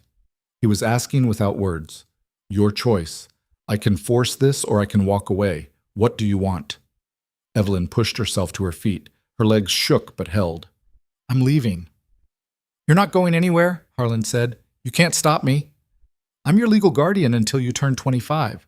I can do whatever I want. Not if the court removes you as executor, which they will. Once that auditor goes through those books you've been keeping, once they see how much you've stolen. She didn't see his fist coming until it connected with her face. The world exploded in stars and pain. She hit the floor hard. Caleb fired. The shot was deafening in the small kitchen. Harlan screamed and grabbed his leg, blood pouring between his fingers. He went down, cursing and thrashing. Next one goes in your chest, Caleb said. Keep moving and find out. He crossed to Evelyn and helped her up. Her face was on fire, her eye already swelling shut. But she could stand, could think, could move. Get your things, Caleb said. Whatever you need, we're leaving now. I don't have anything I need. Then let's go. They backed toward the door, Caleb keeping the gun trained on Harlan. The older man lay on the floor, bleeding and raging. You're both dead, he screamed. You hear me? Dead. I'll kill you myself. Outside, they ran for the barn. Caleb saddled both horses while Evelyn gathered what little she owned. A spare dress, her father's photograph, nothing else. The ranch could burn with everything in it. They rode out into the night, Harlan's screams following them across the dark prairie. Evelyn didn't look back. Couldn't. If she looked back, she might see the only home she'd ever known disappearing forever. But maybe that was the point. Maybe home wasn't a place. Maybe it was something you built yourself, brick by brick, choice by choice, mile by mile. They rode hard for Cheyenne. Behind them, the ranch faded into darkness. Ahead, nothing but stars and frozen prairie and the uncertain promise of freedom. Evelyn's face throbbed. Her whole body hurt. But for the first time in 6 years, she was riding away instead of staying trapped. And that made every bruise worth it. They made Cheyenne in 2 days. Clara Whitmore took one look at Evelyn's face and said, We're moving up the court date. Can you do that? Evelyn asked. Watch me. Clara filed emergency motions, called in favors, and made enough noise that the judge agreed to hear the case in 5 days instead of 2 weeks. She also helped Evelyn and Caleb find a room at a boarding house run by a widow, who asked no questions and charged fair rates. Those 5 days blurred together. Clara prepped Evelyn for testimony, drilling her on questions the opposing lawyer would ask. The auditor finished his review of Harlan's ledgers and delivered his report. $31,000 stolen over 6 years, plus another $15,000 in fraudulent debts he'd attributed to the ranch. This is better than I hoped, Clara said. The numbers don't lie. He's finished. But Evelyn couldn't feel relief. Only dread. Because Harlan hadn't come to Cheyenne yet, hadn't shown up to fight the charges or threaten them or do anything. His silence felt worse than his rage. He's planning something, she told Caleb the night before the hearing. They were sitting in the boarding house parlor watching snowfall outside. The widow had gone to bed. They were alone. Let him plan, Caleb said. Tomorrow you tell the truth to a judge. After that, Harlan's not your problem anymore. You really think it's that simple? No, but I think it's a start. Evelyn stared at the snow. What happens after? If we win, I mean. I get the ranch back, and then what? I don't know how to run it. I barely know how to survive on it. You learn, same as anyone. And you? Where will you go? Caleb was quiet for a long time. Haven't thought that far ahead. Liar. He smiled, just barely. Maybe I stick around, if you'll have me. Ranch could use someone who knows how to fix fences and shoe horses. Is that all I'd be hiring? A ranch hand? Depends. On what? On whether you want more than that. Evelyn's heart kicked hard in her chest. She looked at him. This man who'd appeared out of nowhere, who'd seen her at her worst and decided she was worth saving, who'd risked his life to help her fight back. I don't know what I want, she said honestly. I've spent so long just trying to survive I forgot there could be anything else. But I know I don't want to do this alone. Whatever comes next. I don't want to be alone anymore. Then you won't be. He said it simple, like a promise that didn't need dressing up in fancy words. Just a fact. And somehow that made it feel more real than any grand declaration. The next morning, they walked to the courthouse together. The building was imposing, 3 stories of stone and timber, with columns out front and a bell tower on top. Inside, the halls echoed with footsteps and voices. Clara met them at the courtroom door. "He's here," she said quietly. Evelyn's stomach dropped. "Harland?" "In the courtroom, with his lawyer. Looks like he's ready for a fight." They pushed through the doors.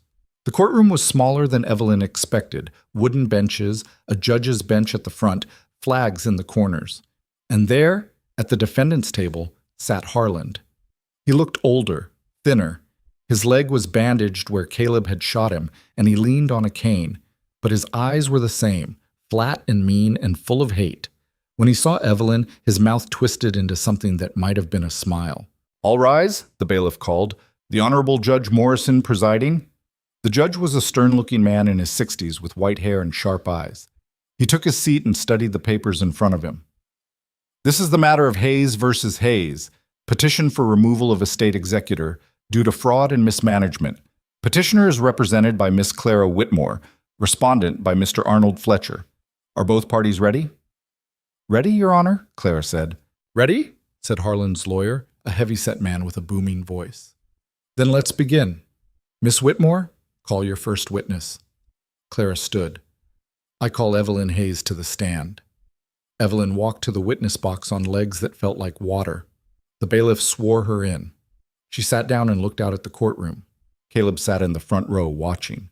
Harland stared at her with murder in his eyes. Clara approached. "Please state your name for the record." "Evelyn Marie Hayes." "And you are the petitioner in this case?" "Yes, ma'am." "Can you explain to the court what brought you here today?" Evelyn took a breath.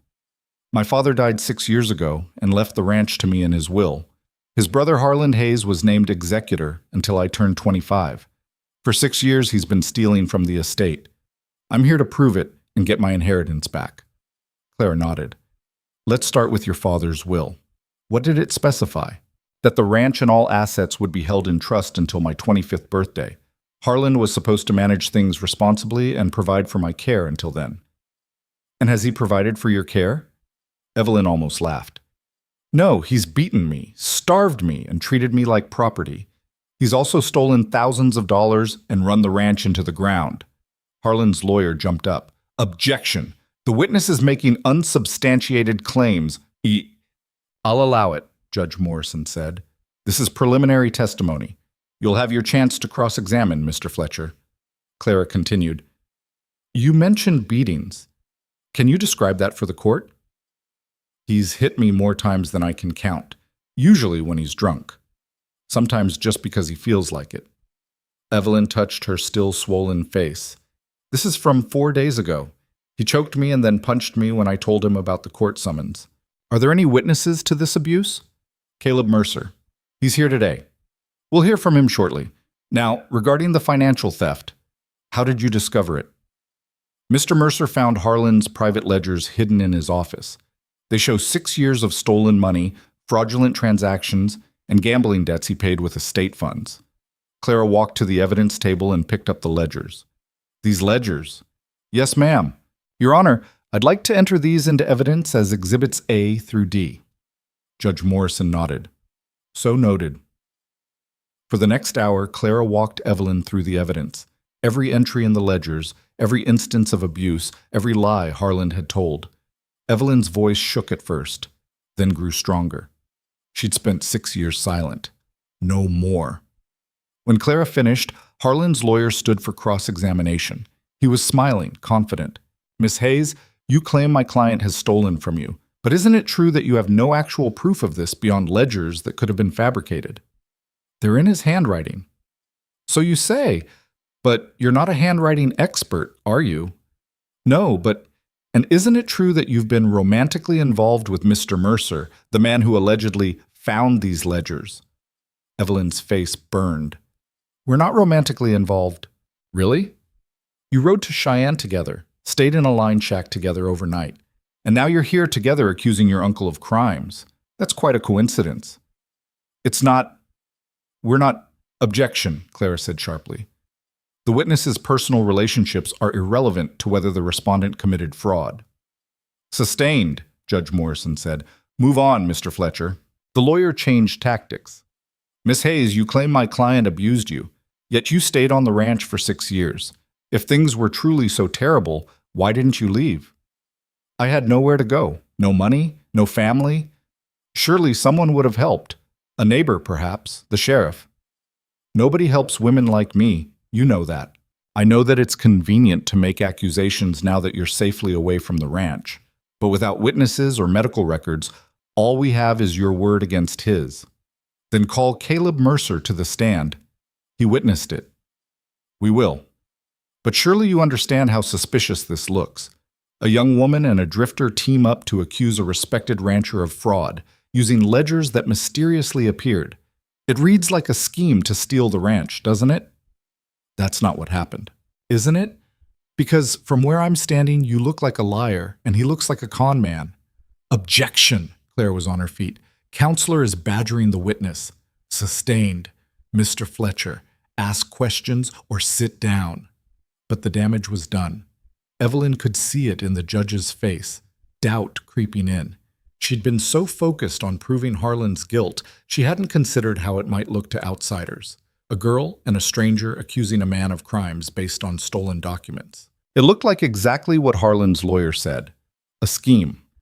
The rest of the day blurred together in a haze of testimony and arguments.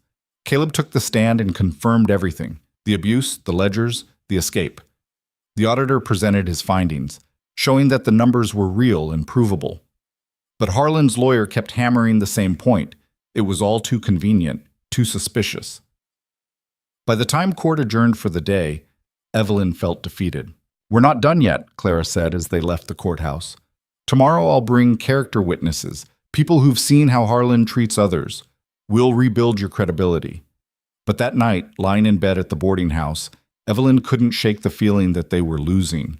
The law was supposed to protect her. The truth was supposed to matter. Neither felt sufficient anymore. The second day of testimony started with hope and ended in catastrophe. Clara called witnesses, a feed store owner who'd seen Harlan drunk and violent in town, a neighbor who testified about hearing screams from the ranch, even the stable boy from Cheyenne who'd helped them find Clara's office. Each one chipped away at Harlan's reputation, painting him as exactly what he was, brutal, dishonest, dangerous.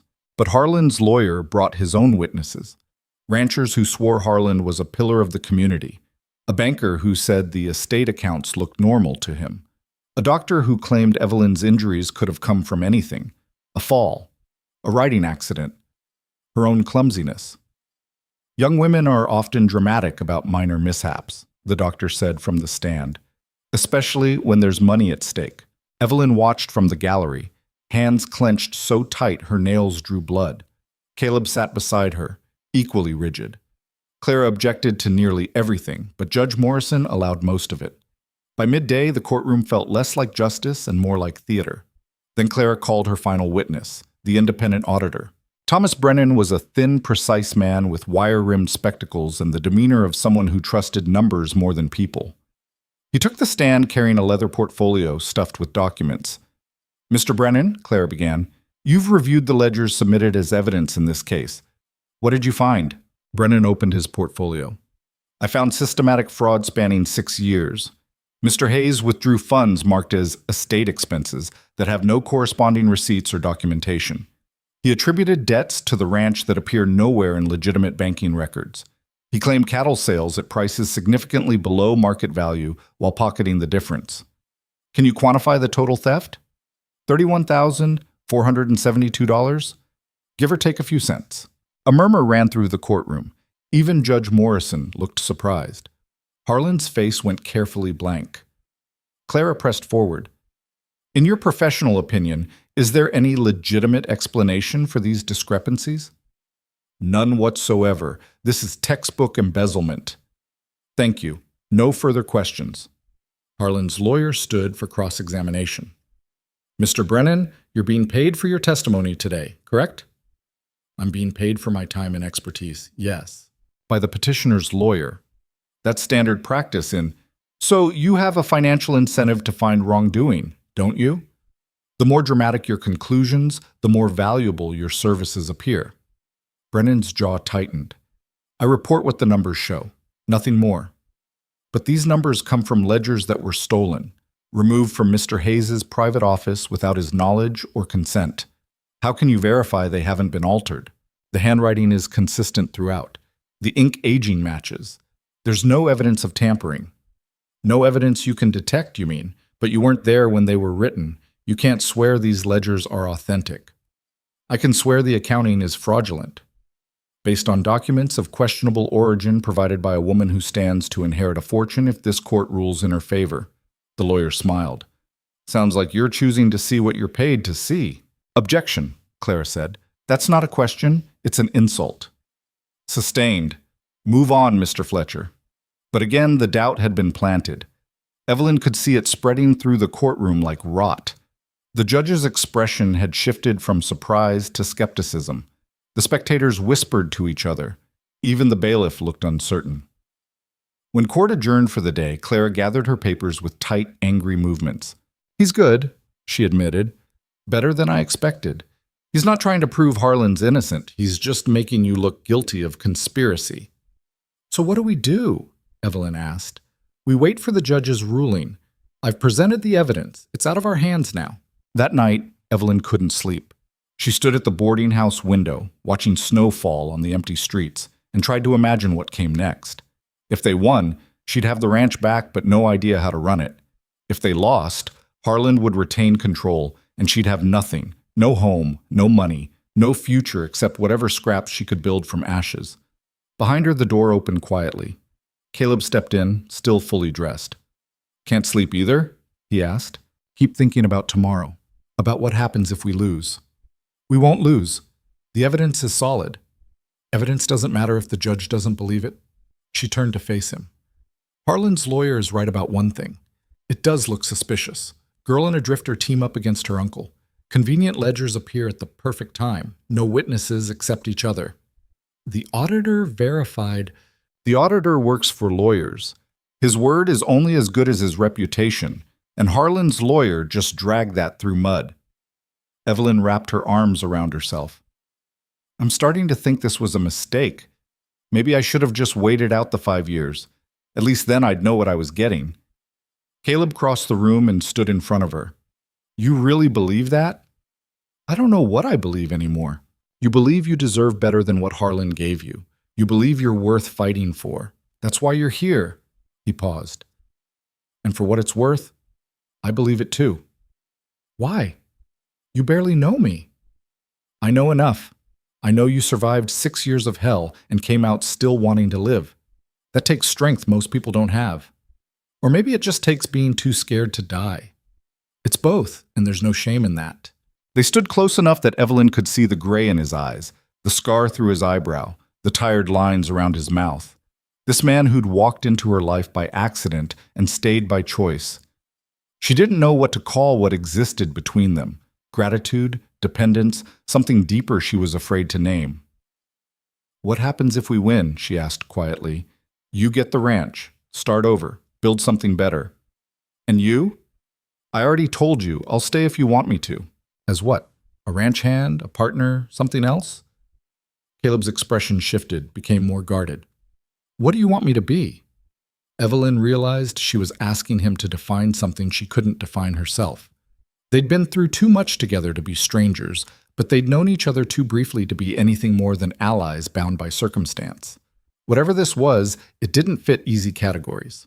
I want you to be honest, she said finally, about why you're really here, about what you're running from, about whether you're staying because you care or because you've got nowhere else to go. Caleb looked away. Maybe it's all of those things. That's not an answer. It's the only one I've got right now. Silence stretched between them. Outside, wind rattled the windows.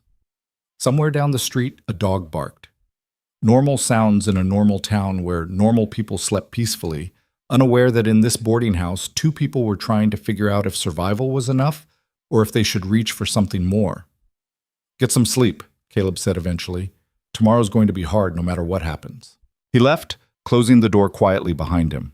Evelyn stood alone in the dark room and tried to believe that tomorrow would bring answers instead of more questions. She failed. The verdict came 2 days later. Judge Morrison had taken time to review all the evidence, hear closing arguments, and deliberate. When the courtroom reconvened, it was packed. Word had spread about the case, and half of Cheyenne seemed eager to watch the outcome. Evelyn sat at the petitioner's table with Clara, hands folded to hide their shaking. Across the aisle, Harlan sat with his lawyer, face impassive. Only his eyes moved, tracking Evelyn with cold calculation. "All rise," the bailiff called. Judge Morrison entered and took his seat.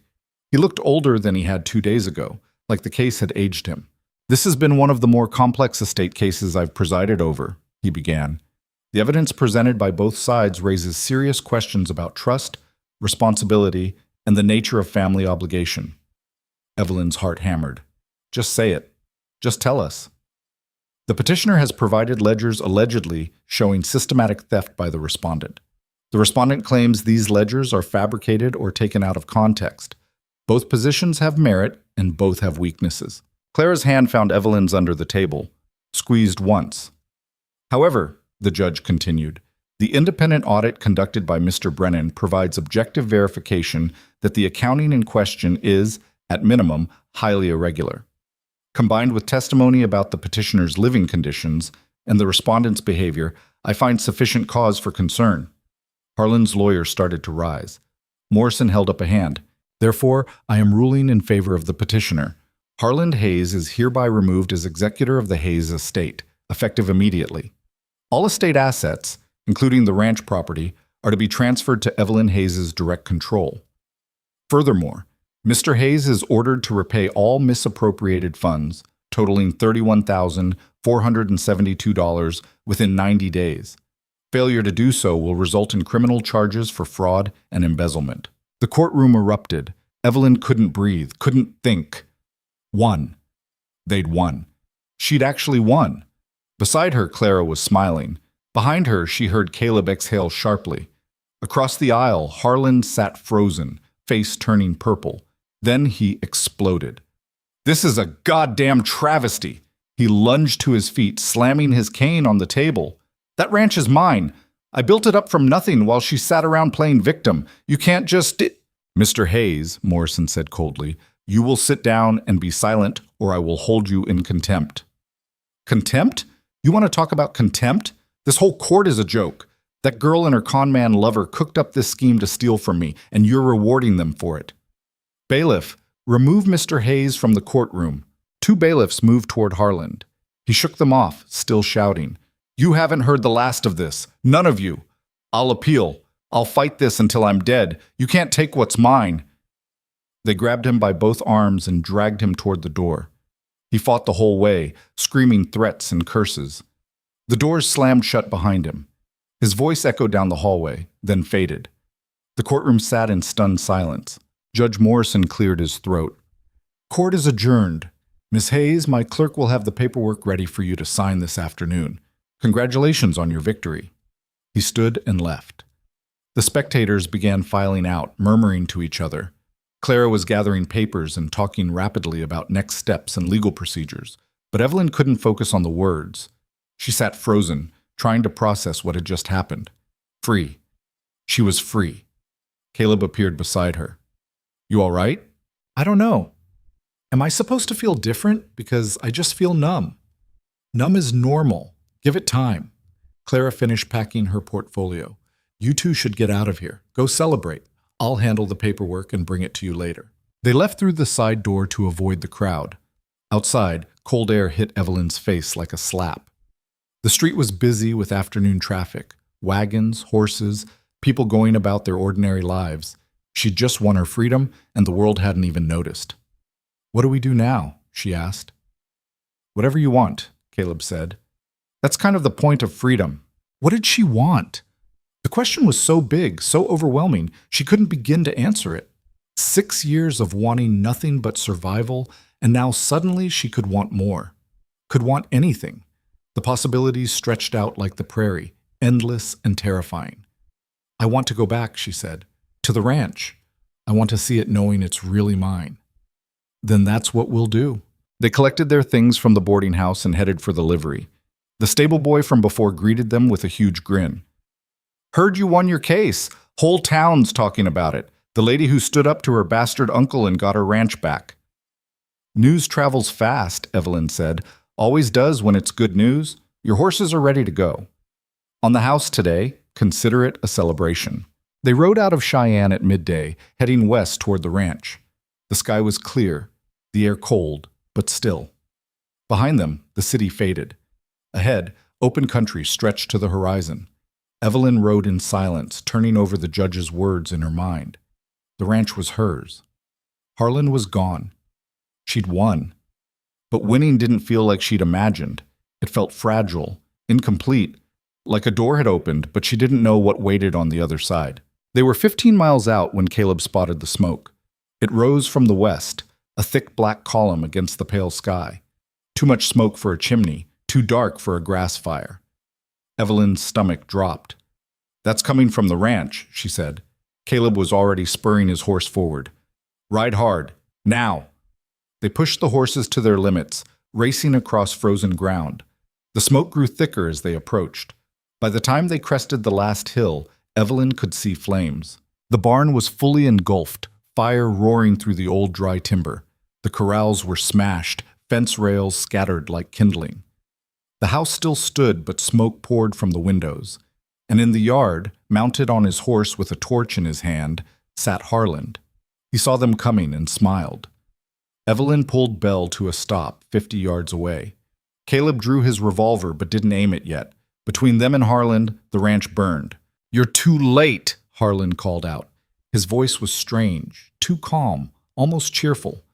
Already burned the barn, livestock scattered, house is next. Harlan, stop this, Evelyn said. It's over. The judge ruled. The ranch is mine. The ranch is ashes, he gestured with the torch. If I can't have it, neither can you. Simple as that. This is arson. You'll go to prison. Don't care. Worth it to watch you lose everything just like I did. He turned his horse toward the house. You took 6 years of my life. Seems fair I take everything from yours. He threw the torch onto the porch. The dry wood caught immediately, flames racing up the wall. Caleb fired a warning shot. Get off that horse. Harlan laughed. Or what? You'll shoot me? Go ahead. Won't stop the fire.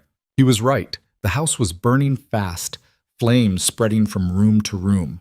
Inside were Evelyn's few possessions, her father's photograph, her mother's old clothes she'd kept in a trunk, the last physical remnants of her family, all of it turning to smoke.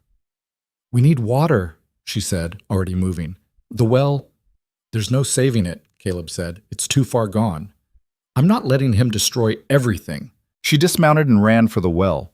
Behind her, she heard Caleb shouting her name, heard Harlan laughing, heard the fire roaring like a living thing. She grabbed the bucket and started hauling water up. 1 bucket, 2, 3. She threw them at the flames and accomplished nothing. The fire consumed her pathetic efforts without even slowing. But she kept going, kept drawing water, kept throwing it at the inferno because stopping meant accepting that Harlan had won after all. Strong hands grabbed her shoulders. Caleb spun her around. It's gone, Evelyn. Let it go. I can't. It's all I have left of them, of my parents, of everything. No, it's not. You have your freedom. You have your life. Those are worth more than any building. Tears poured down her face, hot against the cold air. He's taking it all anyway. Even after we won, he's still taking it. Then we'll build it again. Better than before. But first we survive this. Come on. He pulled her away from the burning house. Behind them, the structure groaned and part of the roof collapsed, sending sparks spiraling into the sky. Harlan sat on his horse watching, silhouetted against the flames like something out of a nightmare. Then he turned and rode away, disappearing into the smoke. They stood in the yard watching the ranch burn. The barn collapsed first, timber crashing in on itself. Then the house followed, walls caving inward, decades of history erased in minutes. By the time the sun set, nothing remained but smoking foundations and scattered embers. Evelyn sank to the ground, exhausted. Everything hurt. Everything was gone. The ranch she'd fought so hard to reclaim existed now only as charred ruins. Caleb sat beside her. We'll report this. Sheriff will arrest him. For what? He'll claim it was an accident or that I burned it myself for insurance money. He'll find a way to twist it. Maybe. But he can't unburn it, can't undo what he did. And you still own the land, that's something. Land covered in ashes. Land that can be rebuilt. Evelyn looked at him through smoke-stung eyes. How? I've got no money, no buildings, no stock. How am I supposed to rebuild from this? Caleb didn't have an answer. They sat in silence as darkness fell and the fires burned themselves out. Around them, the prairie stretched empty and cold, indifferent to human suffering. Eventually, they made camp in what was left of the barn, huddled close to dying embers for warmth. Neither of them slept much. Every sound made them jump, expecting Harlan to return and finish what he'd started. He didn't come back that night, but in the morning, as pale light crept across the destroyed ranch, Evelyn made a decision. "I'm not running," she said. Caleb looked up from the fire he was rebuilding. "What?" "Harlan thinks burning this place means he won, that I'll give up and leave. But I'm not going anywhere." She stood, surveying the ruins. "This is my land, my inheritance, my future, and I'm not letting him take it. Evelyn, there's nothing here, no shelter, no supplies, winter's coming. Then we build shelter, find supplies. We survive, same as we've been doing." She turned to face him. "You said you'd stay if I wanted you to. I'm asking, will you help me rebuild this?" Caleb studied her face. Whatever he saw there made him nod slowly. "Yeah, I'll help. It won't be easy. Nothing worth doing ever is. We might fail. Probably, but we might not." Evelyn looked out across the blackened land. The house was gone. The barn was gone. But the corrals could be rebuilt. The fences could be repaired.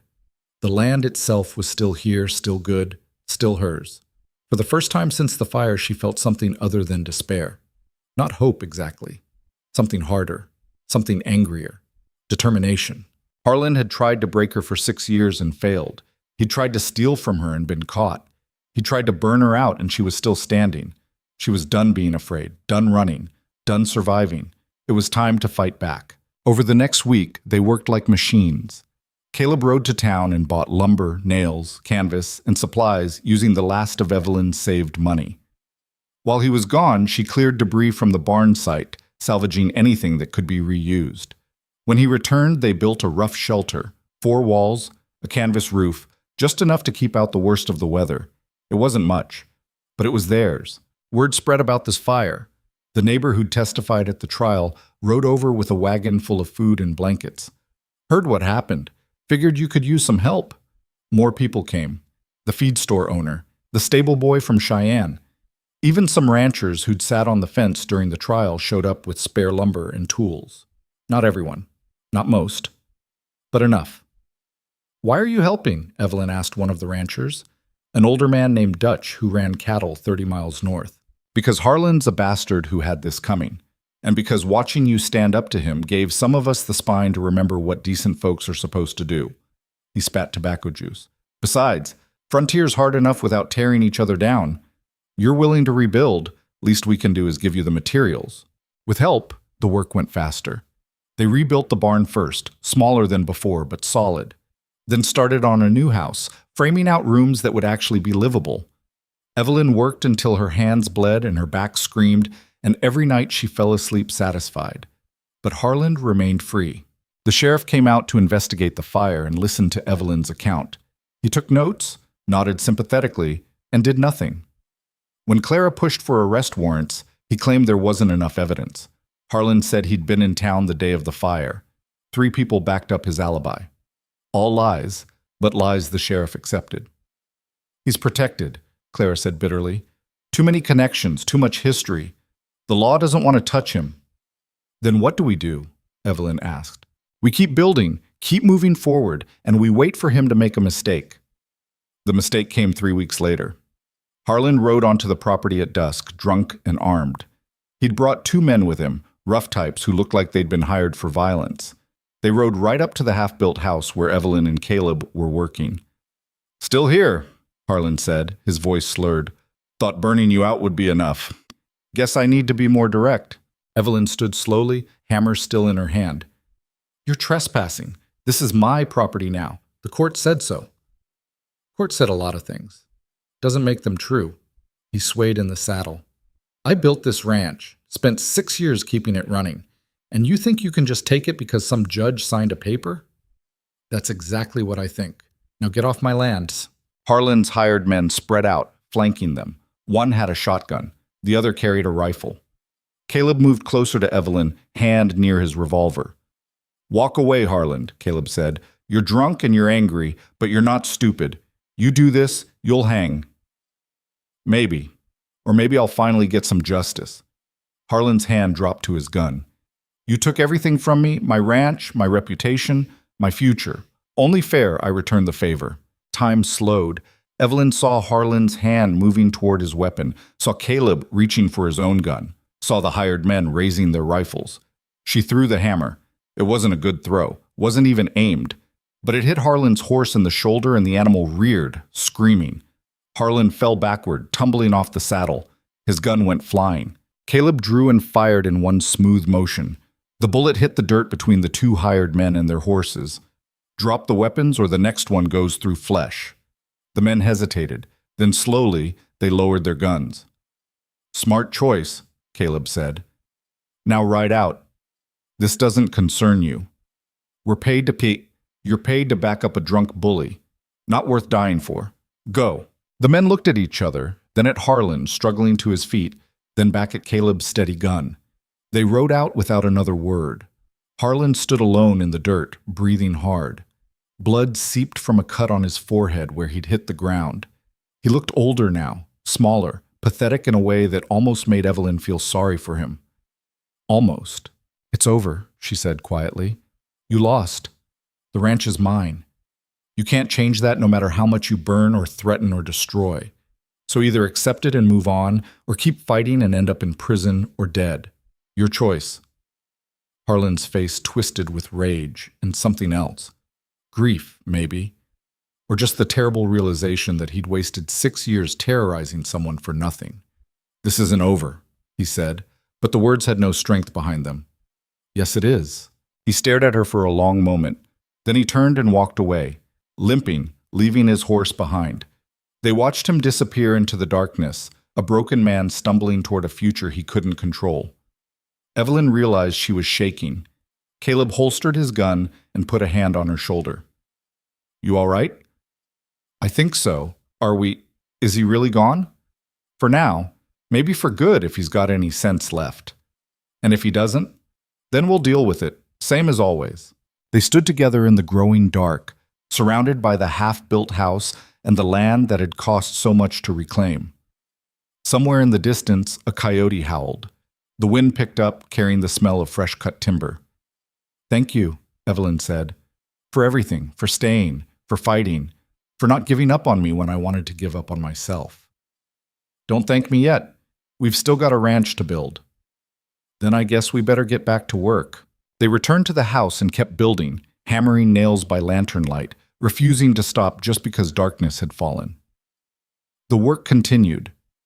The future remained uncertain. But for the first time since her father died, Evelyn felt like she was building something that would last, not because it was perfect, not because it was easy, but because it was hers. Winter hit hard that year, but the new barn held. Evelyn woke each morning before dawn to the sound of wind howling across the prairie, and Caleb already moving around outside, feeding animals or chopping wood or fixing whatever had broken overnight. The house was still only half finished, 3 rooms completed, 2 more framed but open to the elements. They'd stuffed the gaps with canvas and blankets, but cold seeped through anyway. It didn't matter. They were warmer than they'd been in the line shack, and this was theirs. By late December, they'd rebuilt enough to be functional. The barn housed 6 horses, including Thunder, who'd been found wandering 3 miles away after the fire. A dozen chickens survived in a makeshift coop. The fences were patched but holding. It wasn't the ranch Evelyn's father had built. It was smaller, rougher, held together with hope and stubbornness. But it was alive. The money problem hit them after Christmas. Evelyn counted what was left, $19 and change. Enough for maybe 2 weeks of supplies if they stretched it. After that, nothing. The court had ordered Harlan to repay the stolen funds, but he disappeared after that night in the yard. No forwarding address, no assets anyone could find. Clara was still searching, but the brutal truth was simple. Harland had hidden or spent everything, and recovering it could take years. Evelyn needed money now. We could sell the horses, Caleb suggested over dinner one night. Keep 2 for working, sell the rest. That'd give us operating capital. And when we need to move cattle, when spring planting comes, we'd be right back where we started. Then what do you want to do? Evelyn stared at the map she'd spread across the table. Her father's old map, one of the few things that had survived the fire because she'd had it in her saddlebag that day. It showed the ranch, the surrounding territory, and something she'd been thinking about for weeks. The cattle, she said. Caleb looked up. What cattle? Before Harlan burned everything, we had 53 head scattered in the south pasture. They weren't in the fire. They're still out there, probably scattered across 20 miles of range, but they're mine. Father's brand is on everyone. You want to round them up? I want to drive them to market. There's a railhead at Thornton, about 140 miles north through the mountain passes. If we can get the herd there before the passes close for winter, we can sell them. Beef prices are high right now because of the railroad expansion. We could make enough to sustain the ranch through spring and into next year. Caleb sat back, studying her. You know what you're describing? A winter cattle drive through mountain territory with just the 2 of us? That's suicide. Maybe. Or maybe it's survival. Evelyn, listen to yourself. Rounding up wild cattle in winter, driving them through passes that could be snowed in any day, getting them to market before they starve or freeze or stampede. That's assuming we don't get killed in the process. Professional drovers with full crews lose cattle on runs like that. We're 2 people with 6 horses and no experience. My father did it. He told me stories about his first drive, how he moved 100 head with just 3 men. Your father was an experienced cattleman with help and better weather. We're none of those things. Then we get help. Evelyn's jaw set. I'm not asking permission, Caleb. I'm telling you what I'm doing.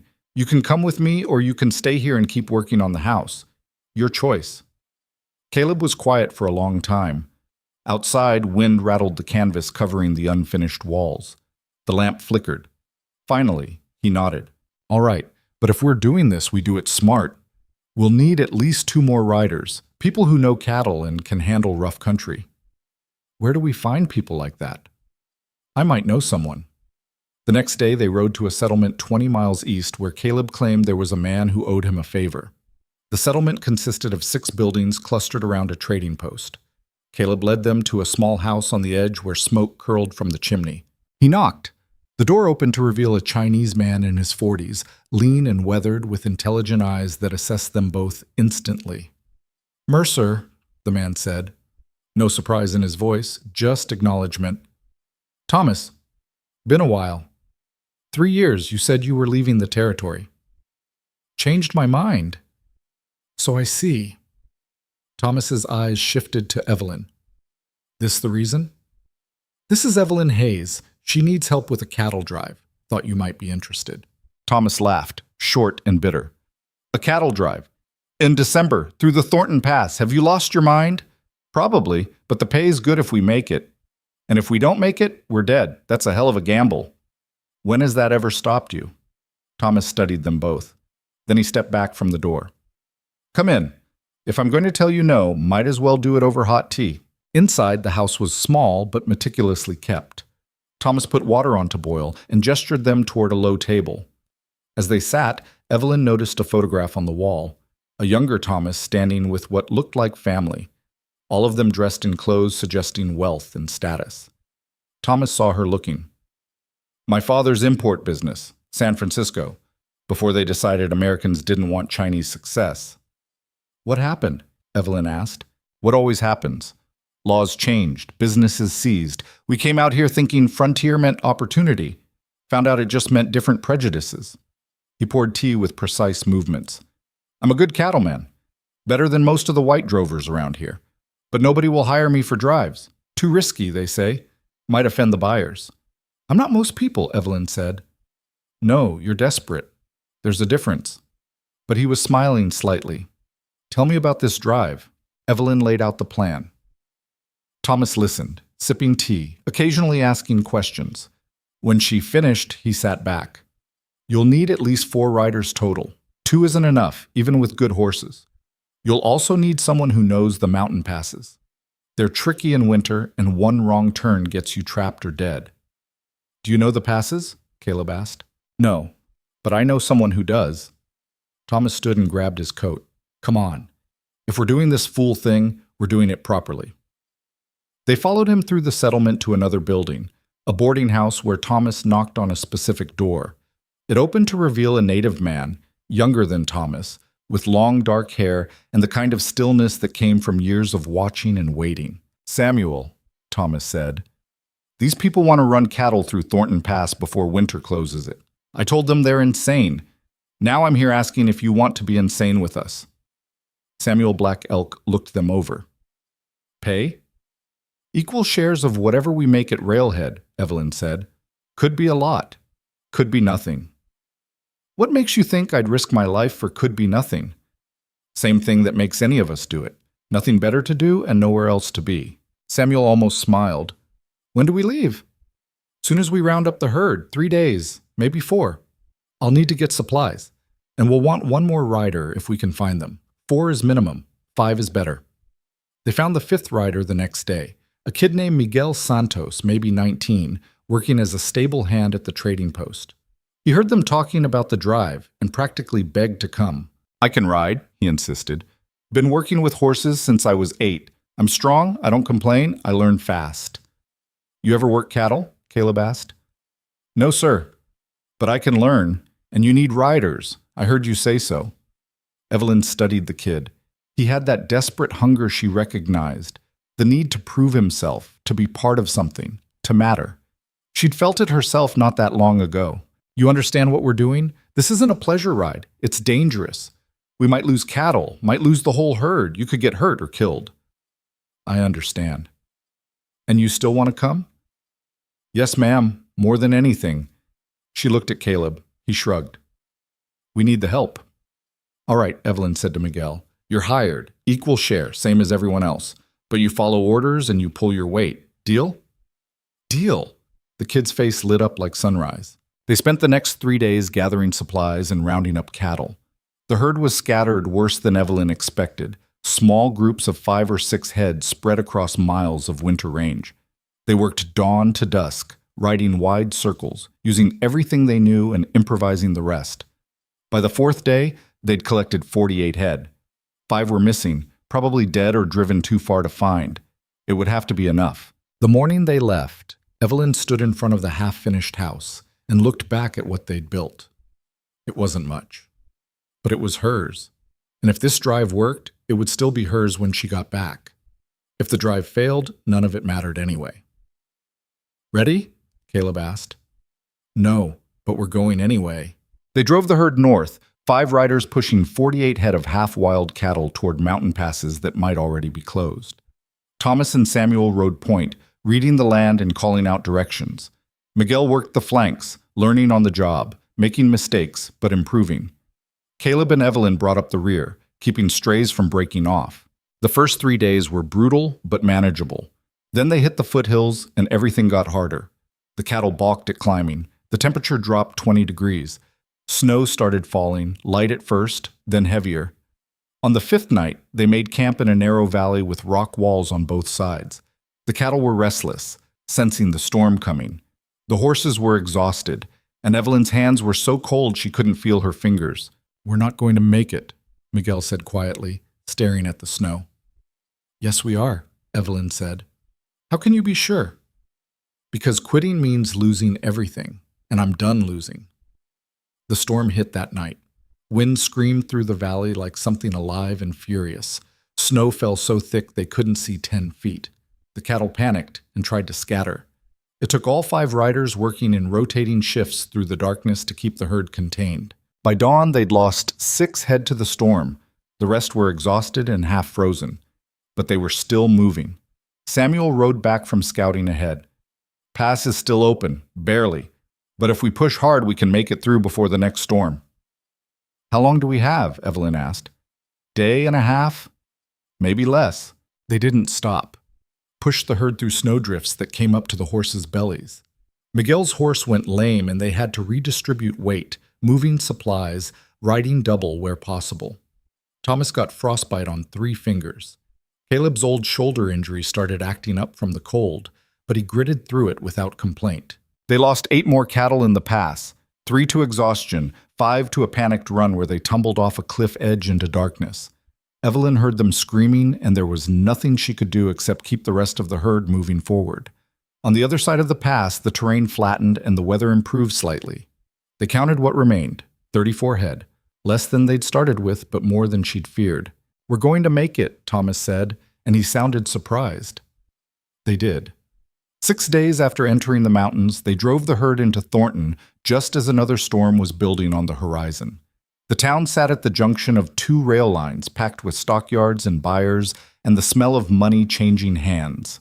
Evelyn negotiated directly with the cattle buyers. They tried to lowball her, seeing a young woman covered in trail dust and assuming desperation. But she'd learned something from fighting Harland: never show weakness, never accept the first offer, and never back down. In the end, she got $42 a head for healthy cattle, $30 for the worn ones, total $1,320. More money than she'd ever seen in her life. That night, they stayed in a real hotel with real beds and hot water. Evelyn divided the money into 5 equal shares while the crew watched. $264 each, she said, handing out the cash. Fair shares for equal work. Miguel stared at his pile of bills like it might disappear. "I've never had this much money before." "Spend it wisely," Thomas said. "Or don't. You earned it." Samuel pocketed his share without comment, but Evelyn saw satisfaction in his eyes. Thomas counted his bills twice, then looked at her. "You did good. Your father would be proud." The words hit harder than she expected.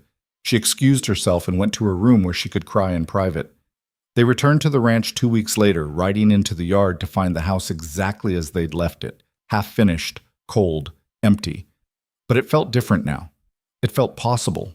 With her share of the money, Evelyn paid off debts, bought supplies for winter, and hired a carpenter to finish the house properly. By early February, they had 4 completed rooms, a working stove, and glass in all the windows. It was the first time since her father died that Evelyn slept in a real bedroom that felt like home. Spring came slowly. Thomas and Samuel signed on as permanent hands, building a bunkhouse near the barn and settling in for the long work of bringing the ranch back to life. Miguel stayed too, growing from eager kid to competent drover under their teaching. And Caleb remained. He never talked about leaving anymore, just worked alongside her every day, fixing fences and breaking horses and building the future one fence post at a time. Somewhere along the way, the distance between them closed, started with hands brushing while passing tools, progressed to sitting closer by the fire at night, evolved into conversations that lasted until dawn, sharing stories they'd never told anyone else. One evening in late March, they were sitting on the porch they'd finally finished building. The sun was setting, turning the prairie gold and orange. The ranch spread out before them, rebuilt barn, finished house, corrals full of horses, fields ready for planting. "I've been thinking," Caleb said. "Dangerous habit." He smiled. "I've been thinking about what you said back in Cheyenne, about what I am to you. Ranch hand, partner, something else." Evelyn's heart picked up speed. "And? I don't have a good answer. I'm still figuring out who I am beyond the man who failed that girl years ago. But I know I want to keep figuring it out here. With you. If you'll have me." "In what capacity?" "Whatever capacity you'll accept. I'm not good with words or feelings or any of that. But I know I care about you. Know I want to see where this goes, if you're willing." Evelyn looked at him, this complicated man with gray eyes and scars, and a past he couldn't fully escape. He wasn't perfect. Neither was she. But they'd survived together, fought together, built something together. Maybe that was enough. "I'm willing," she said, "but I need you to understand something. I spent 6 years with a man who thought he owned me. I'm never going back to that. Whatever this is between us, it's built on equal ground or it's not built at all." "Agreed. I mean it, Caleb. No decisions made for me. No protection that turns into control. No—" He kissed her, soft and careful, and asking permission with the gesture. Evelyn froze for half a second, then kissed him back. When they broke apart, they were both smiling. "Equal ground," he said. "I promise." "Good. Then we can figure out the rest as we go." They sat together watching the sunset, not talking, just being. Around them, the ranch settled into evening. In the barn, Thomas and Samuel were arguing good-naturedly about the best way to fix a broken harness. Miguel was singing to the horses in fractured Spanish. Normal sounds. Human sounds. Home sounds. The legal battle with Harlan dragged on for another year. Clara finally tracked him down in Colorado, working under a false name. She got a judgment against him, but he had nothing left to pay with. The court ruled he owed Evelyn the full amount plus interest, but collecting it was impossible. The money was gone, spent, or hidden too well to recover. Evelyn decided she didn't care. The money would have been nice, but she'd learned to build without it. The ranch was profitable now, modest but growing. They'd expanded the herd, brought in new breeding stock, even started taking on contract work training horses for other ranchers. She didn't need Harlan's stolen money. She'd made her own. The following spring, on a warm April morning, Caleb found Evelyn in the barn, brushing down Thunder. The old stallion was getting gray around the muzzle, moving slower, but he was still there, still surviving. "There's a rider coming," Caleb said. "Looks official." Evelyn's stomach tightened. She walked outside to see a man in a suit dismounting in the yard. He carried a leather portfolio and had the careful neutrality of someone delivering bad news. "Miss Hayes?" "That's me. I'm Arthur Simmons, attorney for the county. I'm here regarding Harlan Hayes." Here it was. Whatever final blow Harlan had managed to arrange from wherever he'd disappeared to. Evelyn braced herself. "What about him?" "He's dead. Died 3 weeks ago in Colorado. Pneumonia. The county sheriff there sent word because of the outstanding judgment. Dead." The word didn't feel real. Harlan had been such a constant presence in her life, first as tormentor, then as enemy, finally as ghost haunting the edges of her freedom. And now he was just gone. "I see," she said carefully. "Is there something you need from me?" "Just notification, and to inform you that his few remaining possessions have been seized to satisfy the judgment. Total value is about $300. Not much, but it's something." He pulled papers from his portfolio. "Sign here to acknowledge receipt of notification." She signed. The lawyer tipped his hat and left. Evelyn stood in the yard watching dust settle behind his departing horse. Caleb came to stand beside her. "You all right?" "I don't know. I thought I'd feel something. Relief, maybe, or satisfaction. But I just feel empty." "That's normal. He took years from you. Can't get those back, even with him dead." "No, but I can decide what to do with the years I have left." She looked around at the ranch, at the house she'd rebuilt, the barn that stood solid, the fields ready for planting, the people who'd become family through choice rather than blood. This was what mattered. Not revenge. Not stolen money recovered. Not the death of a man who'd tried and failed to break her. This. The life she'd fought for and built with her own hands. That summer, Caleb asked her to marry him properly. Not in the rushed, desperate way of survival, but in the careful, intentional way of two people building a future together. They married in the barn with Thomas, Samuel, and Miguel as witnesses. No fancy ceremony, just vows spoken plainly and meant completely. Evelyn kept her own name. It mattered to her, that connection to her father and the inheritance he'd left. Caleb understood. He wasn't marrying her to own her. He was marrying her to build with her. Years passed. The ranch grew. They expanded slowly and carefully, never overreaching, never taking risks they couldn't afford. They had children, 2 daughters and a son, who grew up learning that strength came in many forms and that survival was an art worth mastering. Evelyn never forgot what Harlan had done. The scars on her body faded, but the ones on her soul remained. Some nights she still woke up terrified, certain she heard his footsteps in the hall. Those nights, Caleb would hold her until the fear passed, never telling her to get over it, just being present while she worked through it. Because that was the thing about trauma. It didn't disappear just because you won. It lived with you, shaped you, changed how you saw the world. The trick was learning to carry it without letting it carry you. Thomas stayed on as foreman, eventually bringing his nephew from San Francisco to work alongside him. Samuel built a small house on the property and married a woman from the settlement, raising a family that had roots deep in land that had tried to reject them. Miguel grew into one of the best drovers in the territory, though he always came back to the ranch he'd helped save. They became a family built not on blood, but on choice. on the shared understanding that survival sometimes meant finding people who'd stand with you when everything fell apart. 10 years after reclaiming the ranch, Evelyn stood in the same yard where Harland had once beaten her in the barn. The old barn was long gone, replaced by a better structure. The house had grown to 8 rooms painted white, with a porch that wrapped around 3 sides. Horses grazed in green pastures. Cattle dotted the hillsides. Children played near the well. Caleb came to stand beside her, gray threading heavier through his hair now, but still solid, still there. "What are you thinking about?" he asked. "How different everything is. How I used to stand in that barn and think I'd die there. That there was no way out, no hope, nothing but surviving one day at a time until I couldn't anymore." "But you didn't die there." "No. I fought back. And I won." She paused. "Not because I was strong or brave or any of those things people say. I fought back because I got tired of being afraid, and because people showed up who made fighting seem possible." "You did the hard part yourself." "Maybe, but I didn't do it alone. That's the part nobody talks about when they tell stories about people who overcome things. They act like it's all individual triumph, one person against the world. But it's not. It's people helping each other survive. It's strangers becoming allies. It's building something together that none of you could have built alone." She looked at him. "You saved my life, Caleb. Not by being a hero, by being present, by seeing me when everyone else looked away. I don't know if I ever properly thanked you for that. You gave me a reason to stop running. That's thanks enough." They stood together as the sun set over the ranch they'd built from ashes.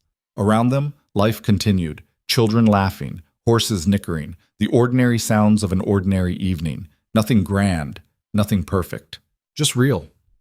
Just earned. Just theirs. Evelyn had learned something important in the years since Harlan's reign of terror ended. Freedom wasn't a destination you reached and then celebrated. It was a practice. Something you chose every single day in small ways and large. Choosing to speak up instead of staying silent. Choosing to build instead of hiding. Choosing to trust people even when trust had been broken before. She'd also learned that survival wasn't the end goal. It was the beginning. The foundation you built everything else on. And what you built on that foundation, that was where life actually happened. Some nights she still thought about the girl she'd been at 20, beaten down and hopeless, certain she'd never escape. She wanted to go back and tell that girl she was wrong, that escape was possible, that freedom was real, that sometimes the darkest moments came right before everything changed. But she couldn't go back, could only move forward, could only keep building, keep choosing, keep surviving in all the ways that mattered.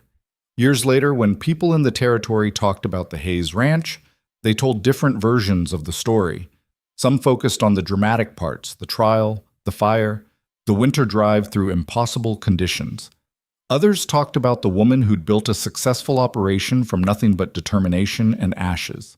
But the people who actually knew Evelyn, who'd worked with her and built alongside her, they told a different story. They talked about someone who'd learned that strength wasn't about never breaking. It was about breaking and then finding a way to keep going anyway. About getting knocked down and deciding that staying down wasn't an option. They talked about someone who'd survived not by being perfect or fearless, but by being stubborn and refusing to give up even when giving up would have been easier. And they talked about someone who'd learned that the opposite of fear wasn't courage. It was connection. People standing together against darkness, strangers becoming family, survival becoming community. That was the real story. Not about one woman conquering her demons alone, but about what happened when people decided that someone else's fight was worth joining. When broken people found other broken people and built something whole from the pieces. The Hayes Ranch stood for 70 more years.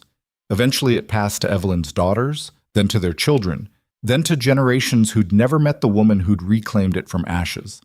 The land changed hands, changed names, changed purposes. But the story lived on, not as legend or myth, but as proof. Proof that the worst moments didn't have to be the final ones, that cages could be escaped and futures could be rebuilt, that sometimes the bravest thing you could do was just refuse to quit.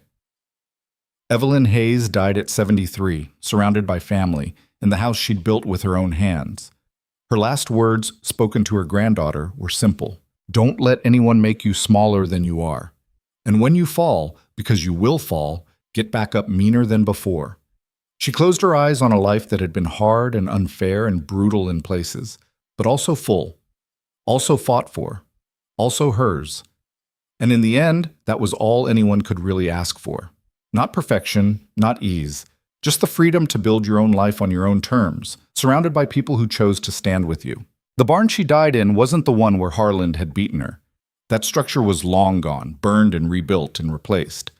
But sometimes when the wind was right, you could almost hear echoes, not of violence or fear, but of hammers and saws and voices planning a future that seemed impossible. The sounds of survival turning into life, the sounds of broken things becoming whole, the sounds of freedom.